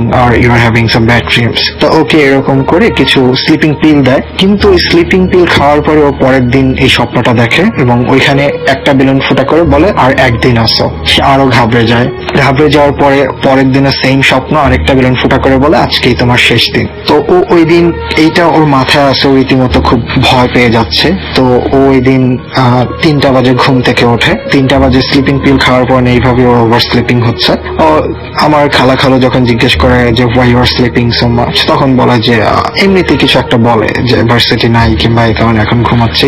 তো যাই হোক, ও ওরকম ঘুমাচ্ছে। 3:30 বাজে ঘুম থেকে উঠে ও বাসার সামনে রোডটা ক্রস করে যাবে অপোজিট সাইডে। ডানে বামে যতটুকু দেখা যায় 400-500 মিটারের মধ্যে ও দেখে যে কোনো গাড়ি টাড়ি কিচ্ছু নাই। ও রোডটা পার হচ্ছে, হঠাৎ করেই দেখে যে ওর সামনে দিয়ে একটা গাড়ি চলে যাচ্ছে। তো ও না একটু সাইড কাটায় গাড়িটা, হ্যাঁ, অথচ গাড়িটা কোথাও ছিল না, তারপর ও দেখে যে এরকম গাড়িটা চলে আসছে। তো গাড়িটা কোনো মতে সাইড কাটায়, গাড়িটা ওর গায়েটায় লাগে নাই। তো যাই হোক, ও তখন ভাবে যে বিশাল বড় একটা দুর্ঘটনা থেকে বাঁচলাম, তো আমি এখন বাসায় চলে যাই, যেখানে যাচ্ছিলাম সেখানে যাব না। কারণ আমাদের মুসলমান, আমাদের বাংলাদেশের মধ্যে একটা কথা আছে, যাত্রার প্রথমে যদি কোনো ফাড়া হয় মানে বাধা আসে তাহলে সেই যাত্রাটা না করাই ভালো। তো ওটা চিন্তা করে ও জাস্ট রোডের ওই পার থেকে এই পারে আবার অনেক দূর পর্যন্ত দেখে রোডটা পার হতে যাচ্ছে। ও এমন সময় দেখে যে হঠাৎ করে কোথা থেকে একটা গাড়ি চলে আসছে। তো ও গাড়িটা থেকে সাইড কেটে পিছনে চলে গেছে, মানে গাড়িটা ওকে সাইড কেটে চলে যাবে অপোজিট সাইড থেকে আসা। কিন্তু ও তখন দেখে যে ওর অপোজিট সাইডে ক্লাউনটা দাঁড়িয়ে আছে, আর ক্লাউনটা ওকে সাথে সাথে একটা ধাক্কা দিয়ে গাড়িটার উপর ফেলে দেয়। ও মারাত্মক ভাবে গাড়ি অ্যাক্সিডেন্টে আহত হয়, ও রোডের সামনে পড়ে থাকে। আঘাত পাওয়ার পরে ও 3 থেকে 4 দিন পর্যন্ত কোমাতে ছিল। কোমাতে থাকার পরে ডাক্তাররা তো ট্রিটমেন্ট করছে, কিন্তু ও কোনোভাবে কোমা থেকে জাগছে না। তো ডাক্তাররা বলছে যে ও কবে কোমা থেকে আসবে এটা জানি না, তবে তারা আশা করছে 10 থেকে 15 দিনের মধ্যেই ও জেগে যাবে, কজ ওর শরীর মোটামুটি রেসপন্সিভ। তো এমন সময় ওর দাদা দাদি ভিজিটিং এসেছিল অস্ট্রেলিয়াতে ওদেরই বাসায়। তো ওর দাদি যেহেতু অনেক আগের মানুষ, তারা ধর্মতে অনেক বিশ্বাস করে, প্রচুর বিশ্বাসী, সারাদিন নামাজ কালাম করে, বয়স্ক মানুষ। তো তারা যখন দেখতে যায়, তারা হাতে হচ্ছে কুরআন শরীফ নিয়ে হচ্ছে ওকে দেখতে যাবে। তো অস্ট্রেলিয়ার মেডিকেলের নিয়ম অনুযায়ী কখনো যদি আইসিইউতে এরকম কোনো জায়গায় যদি যাওয়া হয়, তাহলে না কখনো ওই হাতে কুরআন শরীফ কিংবা ফোন কিচ্ছু নিয়ে যেতে দেয় না। সবকিছু বাইরে একটা বাকেটে রেখে ওপরে জাম্পার পরে তারপর যেতে হয়, মানে প্লাস্টিক জাম্পার যেটাকে ভেস্ট বলে আমরা, ওটা পরে যেতে হয়। তো যাই হোক, ওর দাদি ওরকম ওর কাছে যায়। তো যে ওর দাদি একটু কান্নাকাটি করে ওর কানের পাশে মুখটা দিয়ে সূরা ইখলাস তিলাওয়াত করতে থাকে। এটা তার বিশ্বাসের উপর থেকে সে সূরা ইখলাসটা তিলাওয়াত করতে থাকেন। তো সূরা ইখলাসে যেটা আমরা জানি কুল হুয়াল্লাহু আহাদ আল্লাহুস সামাদ, এটা। সো ও যখন এরপরেই না সূরাটা যখন তেলাওয়াত করা শেষ হয়, তখন দেখা যায় আমার কাজিনের হাত পা নাড়ছে এবং সে পুরোপুরি রেসপন্সিভ হয়ে গেছে। সে চোখ মেলে তাকাইছে। 10-15 সেকেন্ডের মধ্যে নার্সরা চলে আসে ওকে স্ট্যাবল করার জন্য কয়েকটা ইনজেকশন দেয় এবং কিছুক্ষণের মধ্যে পুরোপুরি লাইফে ফিরে আসে। তো যাই হোক, আমার কাজিন পরবর্তীতে ওর দুর্ঘটনা থেকে, ওর কোমা থেকে ওঠা পর্যন্ত যে ঘটনাটুকু আমার কাছে বলেছে কি হচ্ছিল সেটা আমি আপনাদেরকে এখন বলছি। ও দুর্ঘটনার পরে ও দেখে যে সবকিছু ব্ল্যাক। ও সেই খালি রাস্তায় চলে গেছে, রাস্তা দিয়ে ক্লাউনটাও হাঁটছে, ও ক্লাউনের পিছে পিছে হাঁটছে। ক্লাউনের হাতেও এখনো দেখে যে ক্লাউনের হাতে অনেকগুলা বেলুন, এখন আর 4টা বেলুন না, অনেকগুলা বেলুন উঠছে এবং ওই বেলুনে বিমোহিত হয়ে ক্লাউনের পিছে পিছে হাঁটছে। এভাবে হাঁটতে হাঁটতে ওর কয়েকবার মনে হচ্ছে যে না, এই ক্লাউনের পিছনে হাঁটা যাবে না, ও আমাদের এই পৃথিবী নিয়ে কনসিয়াস। ও মনে করছে যে আমার পৃথিবীতে যেতে হবে, আমার বাবা মা আছে। কিন্তু পরক্ষণই ওর কাছে ও বিমোহিত হয়ে যায়, হতবিহ্বল হয়ে ওর শুধু মনে হয় না, এই বেলুনগুলোর পিছনে পিছনে, এই ক্লাউনের পিছনে পিছনে হাঁটাই হচ্ছে আমার জন্য শ্রেয়। সো এরকম ভাবে হাঁটছে এরকম ভাবে ও ওর না দিন ক্ষণ কতদিন কোথায় কি চলে যাচ্ছে এরকম কিছু হিসাব নাই। ওর কাছে ওইটাকে কোনো সময় মনে হয় নাই, মানে ও যে 4 দিন কোমাতে ছিল, ওর কাছে মনে হয় না যে ও 4 দিন কোমাতে ছিল। ওর কাছে মনে হয় জাস্ট একটা ইভেন্টই ঘটেছে, ও ক্লাউনের পিছনে পিছনে অল্প কিছুক্ষণ হেঁটেছে, কিন্তু ওর এই হাঁটাটুকুর সময় আমাদের পৃথিবীতে 4 দিনের উপরে হয়ে গিয়েছিল। তো পরবর্তীতে ও এরকম হাঁটতে হাঁটতে এক সময় হঠাৎ করে শোনে যে ওর কানের কাছে কুল হুয়াল্লাহু আহাদ আল্লাহুস সামাদ এই সূরা ইখলাসটা তেলাওয়াত করা হচ্ছে। ওই সূরা ইখলাসটা তেলাওয়াত করার সাথে সাথেই ওর মনে পড়ে যায় যে ও ওর দাদা ভাইয়ের কাছে সকালবেলা বসে কোরআন শরীফ পড়া শিখতো, সিপারা পড়তো। সো তখন একদিন ওর দাদা ভাই, ও খুব দুষ্ট ছিল, কোরআন পড়তে চাইতো না, সূরা টুরা মুখস্থ করতে চাইতো না। সো একদিন ওর লাইফের প্রথম শেখা সূরা হচ্ছে সূরা ইখলাস। এটা আমরা সকলে অনেক প্রথমবার শিখেছি, কারণ এটা বেশ ছোট সূরা। সো ওই সূরাটা ও ভুল করার কারণে ওর দাদা ভাই ওকে হাতে একটা স্কেল দিয়ে একটা বাড়ি মারে। তো ওর না তখন ঠিক ওই জিনিসটা, ওই সূরাটা শোনার সাথে সাথে ও ছোটবেলার সেই স্মৃতিতে চলে যায় যে ও বাড়ির বারান্দায় বসে সূরা ইখলাস পড়ছে ওর দাদার কাছে। ভুল হওয়ার কারণে ওর দাদা ওকে হাতে একটা স্কেল দিয়ে, কাঠের স্কেল দিয়ে আস্তে করে একটা বাড়ি দিয়েছে। ও ঠিক হাতের মধ্যে সেই বাড়িটা ফিল করে এবং বাড়িটা ফিল করার সাথে সাথেই ও আর কি আমাদের এই পৃথিবীতে চলে আসে। তো এটাই ছিল ওর ঘটনা। পরবর্তীতে ডাক্তাররা, যেটা আমি আগেই বলেছি, ডাক্তাররা বলে কোমাতে এরকম অনেক ইভেন্ট হয়। সো এখানে এই ঘটনার সবচেয়ে বিস্ময়কর ঘটনা আমার কাছে যেটা হচ্ছে, ওর অ্যাক্সিডেন্টের ঠিক 4 দিন আগে থেকে ওই ক্লাউনটা হাতে একটা একটা করে বেলুন ফুটো করছিল ওর স্বপ্নে এবং বলছিল যে তোমার আর 2 দিন, 4 দিন, 1 দিন, এবং যেদিন অ্যাক্সিডেন্ট হবে ওই দিনই তার লাস্ট দিন। এবং অ্যাক্সিডেন্টের আগে ঠিক ওকে ওই ক্লাউনটা ওর অপোজিট সাইড থেকে এসে পুশ করে ওকে গাড়ির উপর ফেলে দেয়। সেকেন্ড হচ্ছে যেটা, ওর বাসার জানালার অপোজিট সাইড থেকে কুয়াশার মধ্যে 2টা হাতের ছাপ। আর কোমা থেকে রেসপন্সের কারণ যেটা, সেটা তো আমি বললাম, একটি সূরা এবং তার ছোটবেলার কাহিনী। তারপরে যেটা হয়, ওর দাদির কাছে ও সবকিছু শেয়ার করে যে ও এরকম করেছিল। তো ওর দাদি এটা নিয়ে খুব কনসার্ন হয়ে ওদেরকে সবাইকে নিয়ে ওরা উমরা হজে চলে যায়। তো উমরা হজে যাওয়ার পরে ওখানে একজন হুজুরের সাথে কথাবার্তা বলে। কথা বলার পরে হুজুর যেটা করে, ওকে কোনো তাবিজ, পানি পড়া এগুলো দিতে টোটালি অস্বীকৃতি জানায়। কাজ হুজুর বলে যে এটা ইসলাম শরিয়াত সম্মত নয়, তাবিজ করা এগুলো শিরকের সমান। তো ওকে কোনো তাবিজ এরকম কিছুই তারা দেয় নাই, বরঞ্চ ওরা ওকে আমল দিয়েছে যে তুমি এই সূরা পড়বা, ধীরে ধীরে কোরআন শরীফ পড়া শুরু করো, নামাজ কালাম করা শুরু করো, আল্লাহর রহমতে তোমার এগুলো আর কিছুই হবে না। তো এটা জিন ছিল না, প্রেতাত্মা ছিল, এটা ওই হুজুর যার সাথে কথা বলেছিল আলেম, তিনি এইসব নিয়ে কিছুই বলেন নাই। জাস্ট ওকে আলেম এই নামাজ পড়া এগুলো বলে দিয়েছে এবং এরপর থেকে ও নামাজি হয়ে গেছে, ও এখন দাঁড়িয়ে রেখেছে। তো আল্লাহর রহমতে ও এখন ভালো আছে। ওর এখন এরপর থেকে আর কখনো এরকম সমস্যা হয় নাই। তো এই ঘটনার পরে আমি সকলকে একটা জিনিসের রিকোয়েস্ট করব, এই জিন, ভূত, প্রেত এগুলো না আসলে একটা আননোন ওয়ার্ল্ড। এটার ভালো খারাপ আমরা এখন পর্যন্ত কেউ জানি না। সো আমরা যে জিনিস জানি না, এই জিনিস নিয়ে কৌতূহল বশত ঘাটাঘাটি না করাই ভালো। এটা থেকে অনেক খারাপ কিছুই হতে পারে। আশা করি সবার ঘটনাটি ভালো লেগেছে। সবাই ভালো থাকবেন। আল্লাহ হাফেজ।